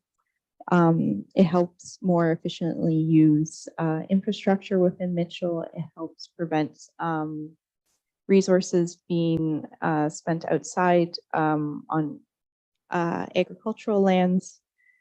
And we do think that it is in line with the policies of the PPS, the Mitchell and Perth County official plan, and for the most part keeps in the spirit of the bylaw. So that's all I have for this one. If there are any questions, please let me know.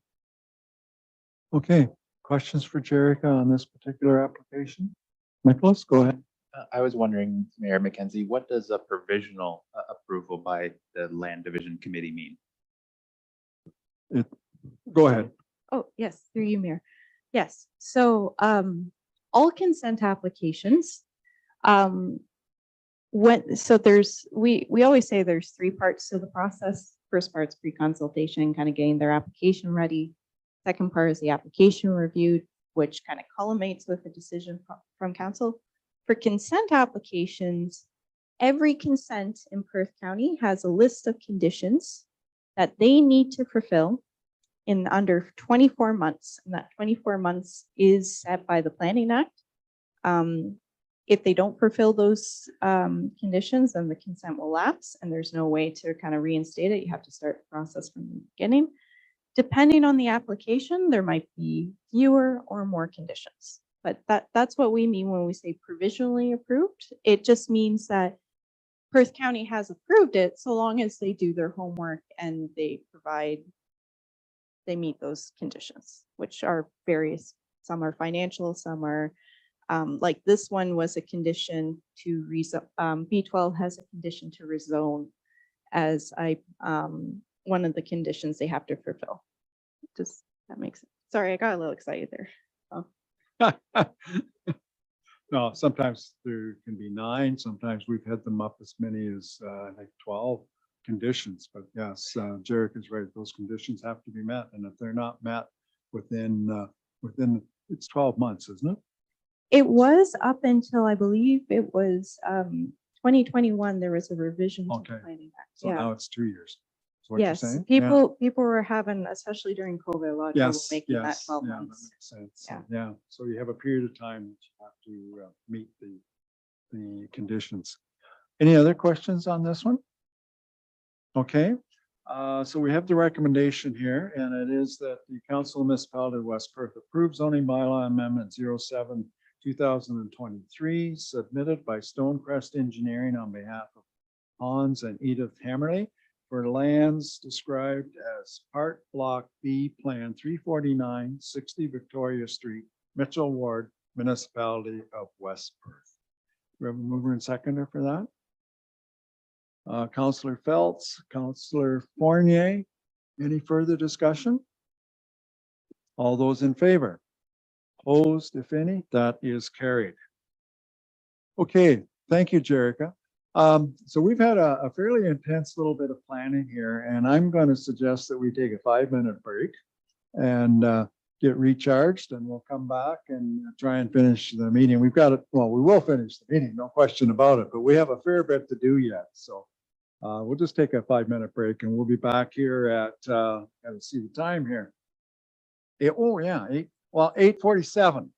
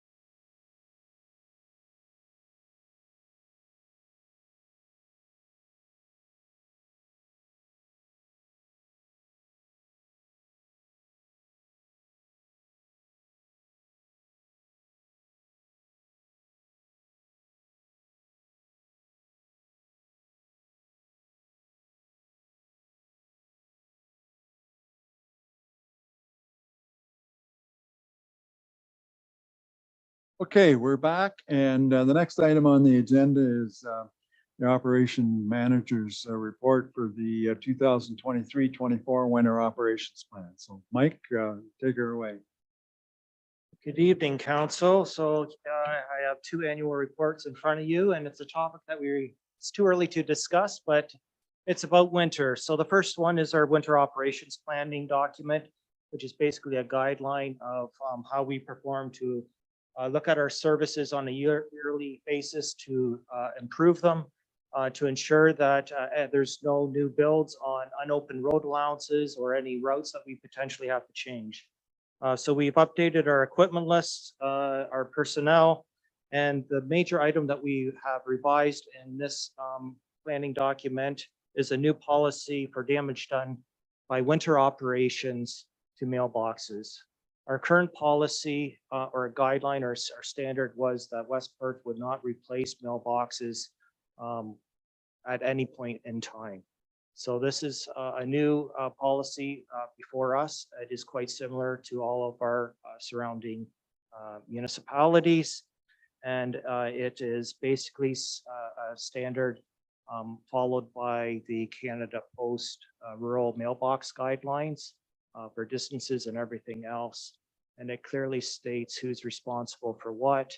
And the new item that would be on our cost would be damage done to mailboxes from a plow physically hitting a mailbox. This doesn't count for any damages done by mailboxes by wet snow or throwing snow or ice or whatever it has, which is 95% of our claims against mailboxes at this point in time. So is there any questions regarding that report or plan in front of you? It's quite detailed. Questions for Mike on that? It might be a little hard to decipher whether the plow did it or snow, but We'll take the benefit of That's the right. doubt. Yeah. My staff are fairly honest with them hitting it. And even the 5% chance of them when they do hit it isn't really necessarily their fault. It's maybe a passing vehicle yeah, and they're kind of forced off the road and they have to make a decision, the car or the mailbox, and it's always the mailbox. right. So just to give you a quick reference to, we're almost 95% done of measuring all the rural mailboxes. We'll be creating a database. Once this gets passed, we'll be going back out and informing the residents if their mailbox is in compliance or not in compliance. So they're well aware of the new regulations and we'll proceed from there. Okay, thanks, Mike. Any questions for Mike on that? Okay, the recommendation is that the Council of Municipality of West Perth approve the 2023-24 winter operations plan as presented. Moved by Councillor Duck, second by Deputy Mayor Trinkowski. All those in favor? Opposed, if any? That is carried. Okay, moving on then, the connecting link. All right, the second one is an agreement offering us to sign and go and enter into, and it's once again with the Owen Sound Maintenance Group. They're on their final year of their MTO maintenance contract. You'll be seeing a new tender come out for that contract in April or May of 2024, and it'll be typically for a 9-year term. This cost is to look after our class 2 roads within the connecting links. That's Huron, Ontario, St. George and Blanchard. And it's an additional cost raise of $2,600 over last year's price. And they fully look after one traveled portion lane 24/7. And it's due to the fact that we cannot provide those services. We don't have the personnel or staffing or equipment. Questions Any for Mike on that? None? Okay. We got the recommendation here that Municipality of West Perth authorize entering into an agreement with the Owen Sound Highway Maintenance Limited for winter maintenance services within the connecting link on Highway 8 and 23 to the Mitchell Ward, Municipality of West Perth for the 2023-24 season for $28,642.18 plus HST, subject to confirmation of the insurance provisions in the contract. And that council authorized the mayor and clerk to sign and seal the necessary documents. Mover and seconder for that, Councillor O'Donnell, Councillor Fournier. All those in favor? Opposed, if any, that is carried. Okay, thank you. Nothing from recreation tonight. Next item then is basically Wendy and treasurer's report. First one is Ontario Regulation 284, the 2023 budgets. Wendy? Thanks, Mayor McKenzie, and good evening, council. So this is an annual report that's requirement under the regulation that's stated in the report. Basically, we have to bring a report to tell you what we didn't budget for. And the three items listed on this regulation are amortization, future post-employment benefit expenses, and then solid waste. And so we don't budget for amortization, and amortization last year was roughly 3.9 million. And so we're just disclosing that. Post-employment, we don't incur expenses, so we have nothing to report on that one. And then the solid waste, there was a new report provided by Pitchin. And the 2022's expense was $377,222. So in the financial statements, you saw that there was a liability on the accounts for 1.8 million for the 5 sites. So I'll take any questions if you have any. Questions for Wendy? Go ahead. Okay, I'm pretty sure this is a dumb question, but. No questions. Okay, Done. so I was trying to read the report by Pynchon, but I don't have Dean's background, so it was a little bit thick to get through, but I did notice something that looked a little bit like an inconsistency. It lists the NRB PCI, it lists the reference point for that as being 100 in 2017. But if you look into that, the page is actually, the report's actually referencing an archived document from Statistics Canada, which specifically says at the top of the page it's not updated. And the actual live page says the 100 date for reference is 2002. I'm wondering why there is a 15-year difference in the reference dates. That report is prepared for Mike and Richard. We just take that report and produce the liability expense. As far as the details in the report, perhaps Mike knows.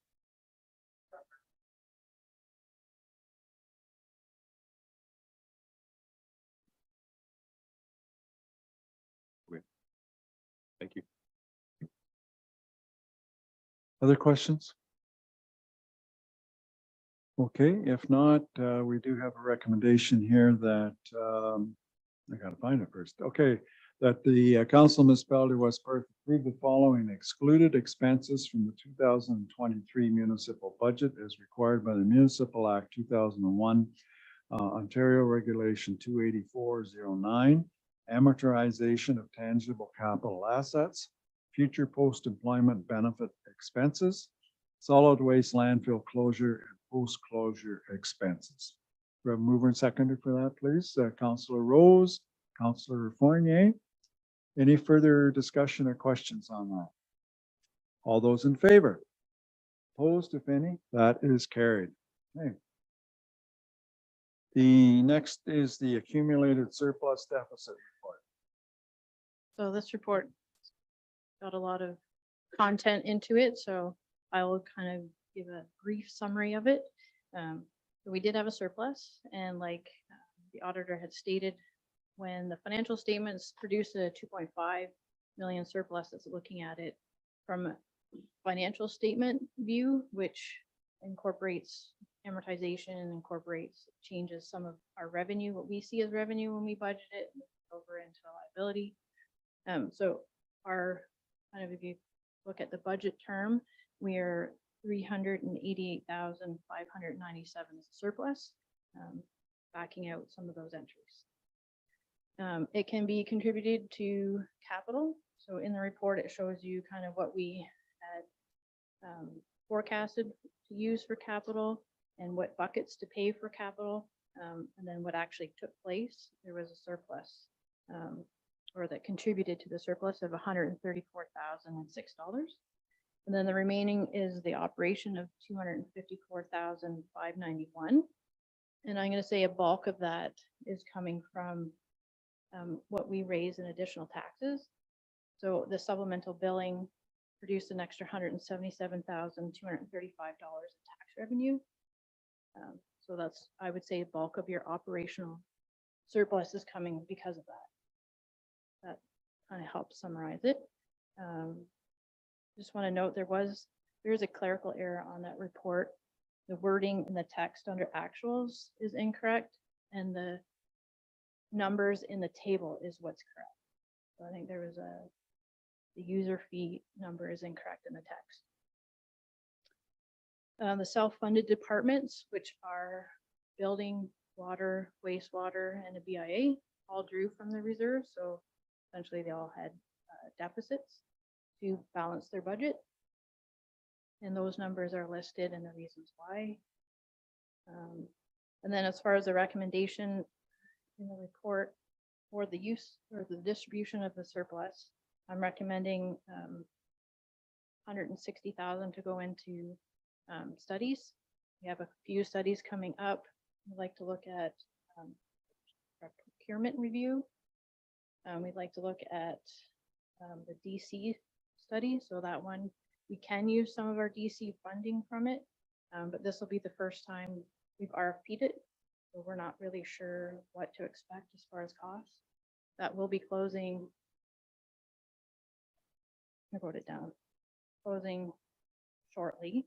So we'll know what they're coming. So we're hoping to award that tender on September 18th. And then the leftover, I've kind of allotted to the tax stabilization only because a lot of the funds from the surplus came from extra taxes. If there's any questions on that report, probably take them. Okay, questions for Wendy on that report? Andrew? I'm not entirely certain it's a question for Wendy, Your Worship, perhaps more a question for council itself. Why do we have a tax stabilization reserve? We have reserves for all sorts of things, but we have reserve to save taxes so that we don't have to raise taxes. But we have all of these other reserves that would presumably be for that.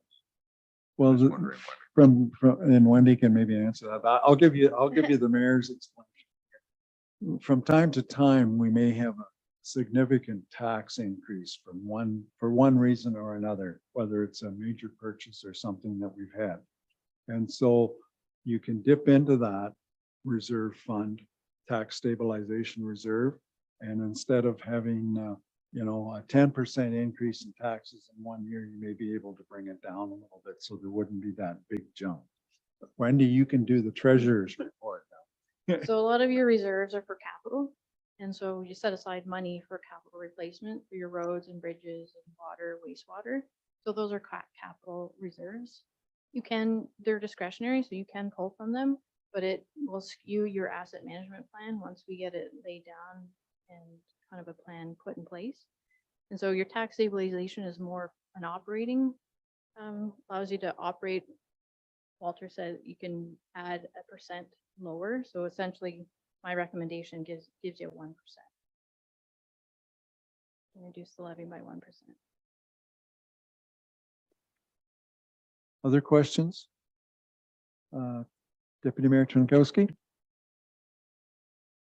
Thank you, through you, Your Worship.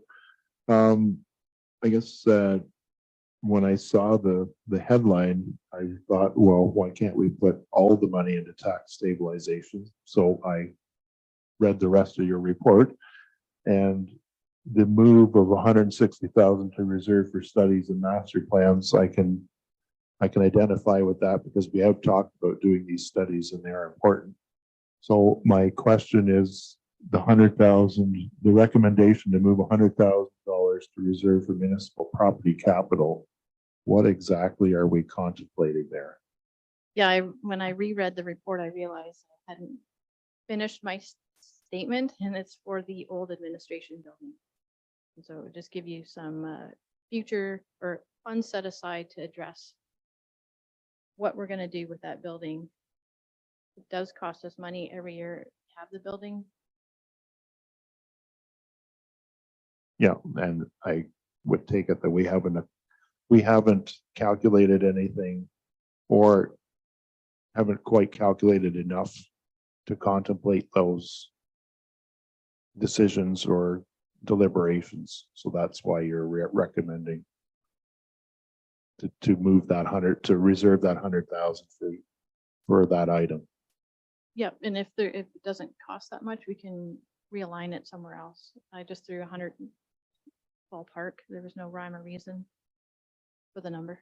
Okay, because I'm of the mindset we should set as much aside into the tax stabilization part as we can, so that we had a little bit of a situation at the last budget, trying to make things fit, and just the more stabilization money we can put into the stabilization side, just makes it easier, because we don't know what kind of year we're going to have on the operations side in terms of our costs, like the auditor mentioned, rising costs for operations. So I'm just wondering if there's any wiggle room to take a little bit out of municipal property capital and put it over into the stabilization fund. You could put it all in tax stabilization. These funds are at your discretion. So you could put it all in tax stabilization, and when these studies or the building comes forward, we could just take it out of that. If that's more suitable and more comfortable. Mayor McKenzie? Yeah. That would be the approach that I would suggest, that we take all into the tax stabilization account as well too, rather than earmark it specifically at this time without that exact plan. We could pull out as we need it. So rather than making it another reserve, adding to it, then just put it all into the same one and use it as we need it coming up, that we don't have to specifically draw in and out at times later on, that it can come out of the tax stabilization. Okay. So would you make a note of that, Dan, that Nicholas wants to put all this money into reserves? No. Okay. Any other questions? Doug, go ahead. That $100,000 though, it's paying for the upkeep of that building right now too, like what we are not. Like that's coming out of a separate, Currently, the upkeep of that building is coming from. it's okay. Jeff wants to make a comment, I think here too. You had your speaker on it. or your mic on. I actually didn't mean to push it, but I will though, because you asked. The $100,000 number came from an estimate of what it would cost if the decision was made to take it down. So, but we can fund that at the time the decision is made. The decision's been delayed for reasons related to housing opportunities and also other opportunities that are out there. We've not moved on it, but we are incurring expenses which will show up on the regular budget as overage on accounts, because we weren't anticipating having to carry that building for the whole year or without doing something with it, and nothing's been done.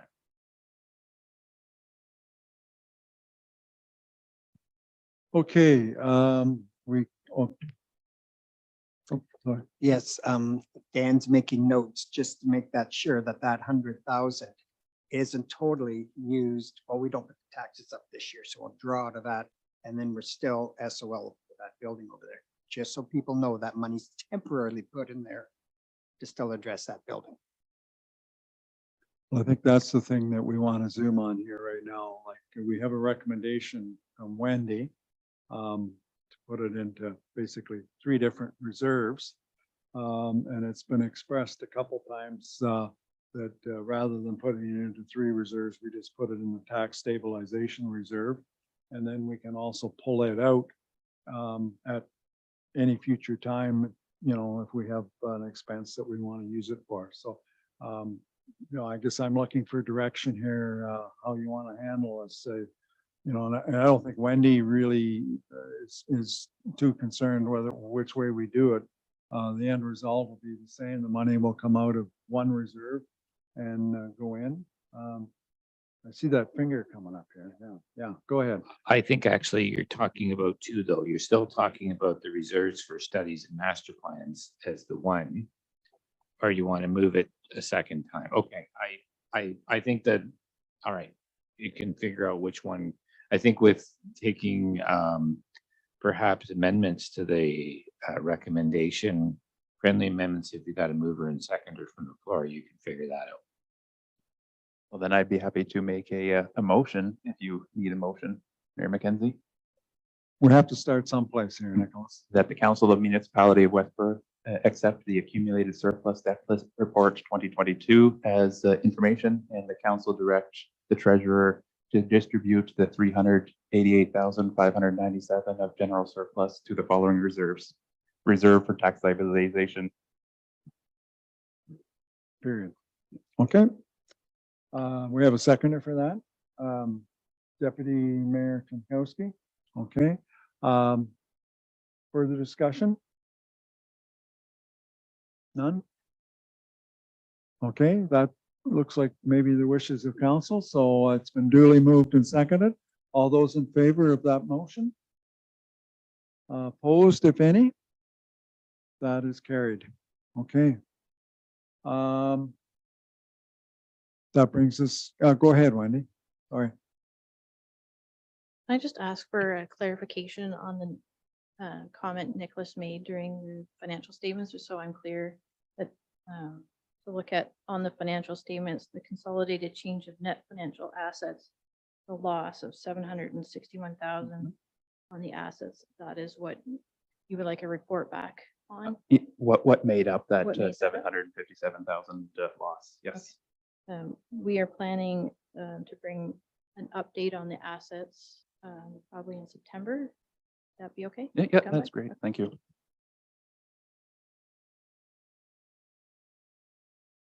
Okay, thanks, Wendy.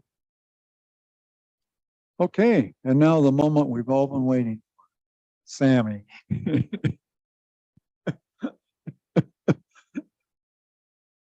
So Sammy's got a report on the digital sign policy, so the floor is yours. Good evening, Mayor and Council. We are presenting a revised digital sign policy today. There have been recent cases where staff needed to provide additional clarification regarding the use of the digital sign.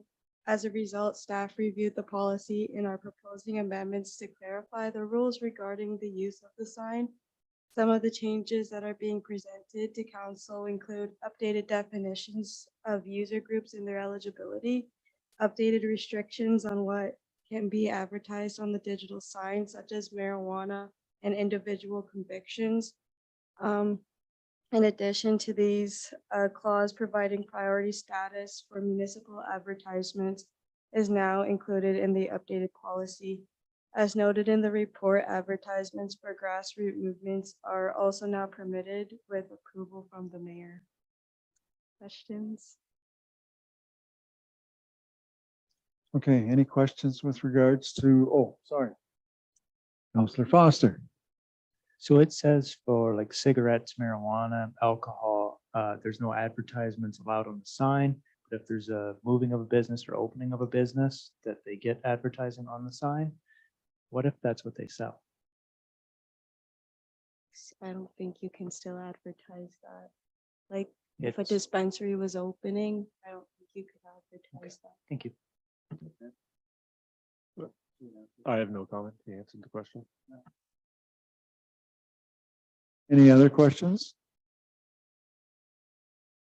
Okay, very good, Sammy, excellent.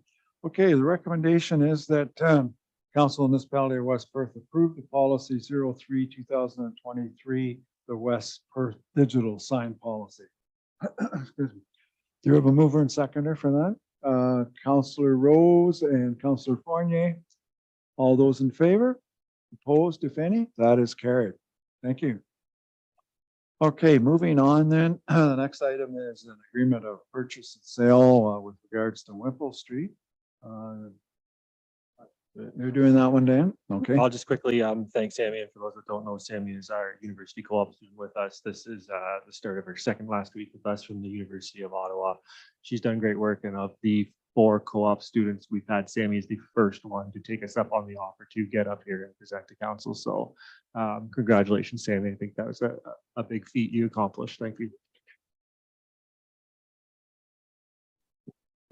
And with that, I'll just jump into the agreement and purchase and sale for Whipple Street. So this is the final parcel of a 3 different lots that we've created and sold.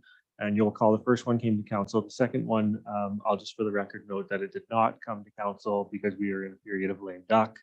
And it was delegated authority to our CAO. So we are bringing this one back as we are no longer in a place of lame duck. And everything is in accordance with directions we received from council.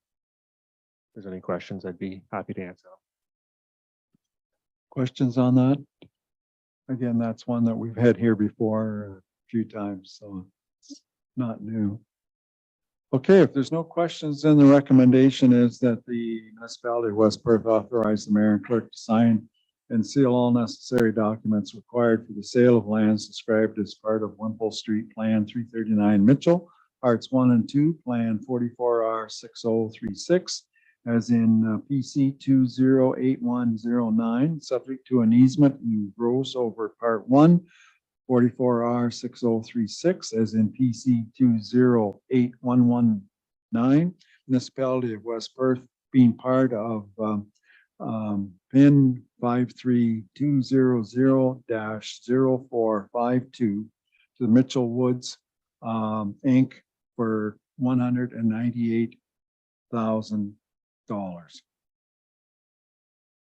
Okay, do we have a mover and seconder for that particular motion? Councillor Jessel and Councillor Foster. Discussion? None? Okay, all those in favor? Opposed, if any? That is carried. Good. Okay, we have a letter moving on to correspondence, a letter from the Municipal Property Assessment Corporation, and there's been a couple news releases come out within the last week with regards to that, questioning, well, they basically want to kind of do a bit of a study to see what's going on there. So, and that was the only piece of correspondence I think we had. So the recommendation is that Council Municipality of West Perth accept correspondence as information. Got a mover and seconder for that. Councillor Duck, Councillor Foster, all those in favor? Opposed, if any? That's carried. Moving down, we have bylaws. Bylaw number 43 is a bylaw to repeal bylaw 1.5 to establish reasonable minimum procedures for notices are required under the Municipal Act. Bylaw 44 is to repeal bylaw 16 to adopt a revised policy for municipal digital sign. Bylaw Z286 is a bylaw to amend bylaw number 100 as amended for property described as Park Lot 47 registered plan 339 of the Mitchell Ward. Bylaw, zoning bylaw 287 is a bylaw to amend bylaw 100 as amended for the property described as Part Block B, Plan 349, 60 Victoria Street in Mitchell. Bylaw, zoning bylaw amendment 288 is a bylaw to amend bylaw 100 as amended for property described as part of Lot 13, Concession 13, Part 1, Plan 44R 3169. 3111 Perth Road 163 of the Fullerton Ward.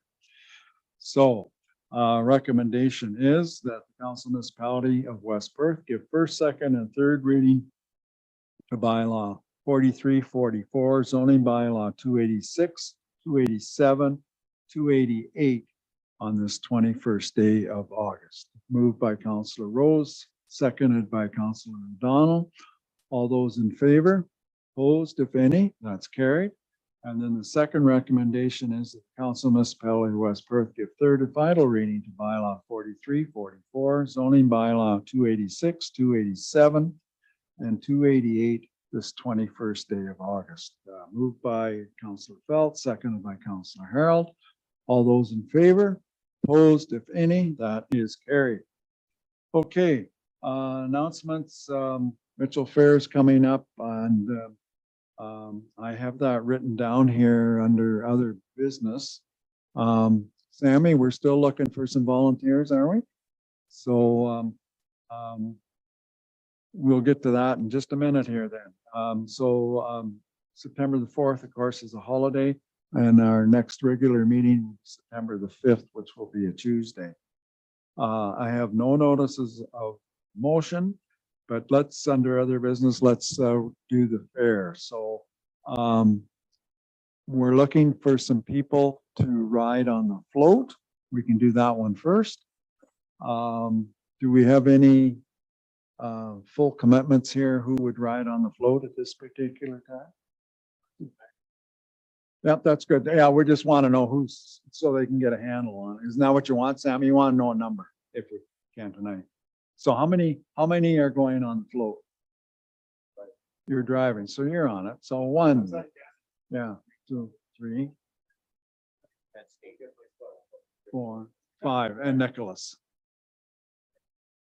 But you're, okay, you are now. All right, okay. So does that help you out? Okay. Now, what about the display at the arena? You were looking for volunteers for that as well. I call it display, but the information booth that we have there. Yeah, thank you, Worship. We have the sign up online, and I think that might be easiest as it's been broken down by Mel into basically 30-minute shifts. So I think it would be quite difficult and maybe too much to ask for a commitment. Okay. Right now at everyone. So I'll just take the opportunity to remind everyone that sign up sheet's there. We're looking for a come and go 30-minute shifts. If it works, it works. We'd really appreciate council being there. So you can sign anybody up, can you? Anyone you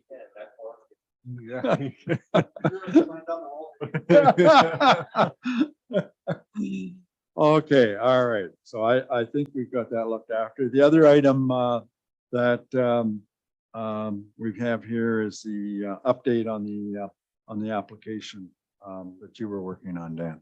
Yes, thank you, Your Worship. We do intend to bring back a report to council with some more details, but for now, really what I can update council on verbally is that we have successfully submitted the application. And I'll just rephrase that to make sure that we just submitted the application. We haven't heard back or been awarded yet. Based on the funding scenario and the growth patterns that were presented by Watson, which we'll get in front of council shortly, we're looking at approximately $2.2 million in funding. Of that, we've had to provide some budget, just kind of a rough breakdown, and I'll share. We were approximately maybe 400,000 in projects of that funding. So we'll certainly bring back to council how we allocated certain money, but that's kind of the breakdown of where that's at. There is really no specific date. The best guess that we have right now, or the commitment we have from CMHC on award, is the summer or fall of 2023.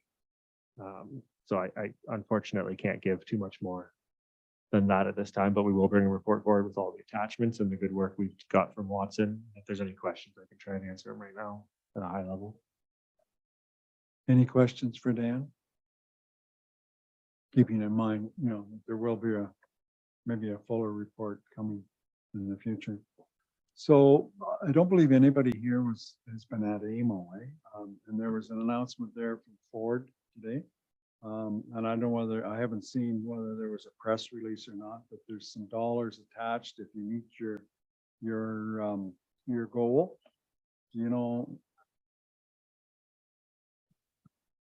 No, he used the examples, like if you don't meet 80% of what your target is, then you're not going to get any extra. But if you meet 80%, there's some funding there. And if you exceed 100%, then you're going to get a bonus. And it's to be used, I understood, to defray infrastructure costs. It was my take, but I only saw a little blip on the news tonight, so that's all I got. Nicholas? $1.2 billion program to reward municipalities, essentially over the next 3 years to hit or exceed that annual housing target. And that is after we lost our development charges. Okay, all right. I think that's all I've got here under other business. We do have a closed session. So I think at this time, we'll, at 9:25, a motion that we go into closed session. Moved by Deputy Mayor Tinkowski, seconded by Councilor Foster, that we go into closed session. Let me turn the page to the reasoning here. that we're going to proceed in closed session at 9:25 for the purpose of addressing matters related to education and training of the members of West Perth, and I believe Hannah is doing that, and then the security of the property for the municipality, the pedestrian safety review.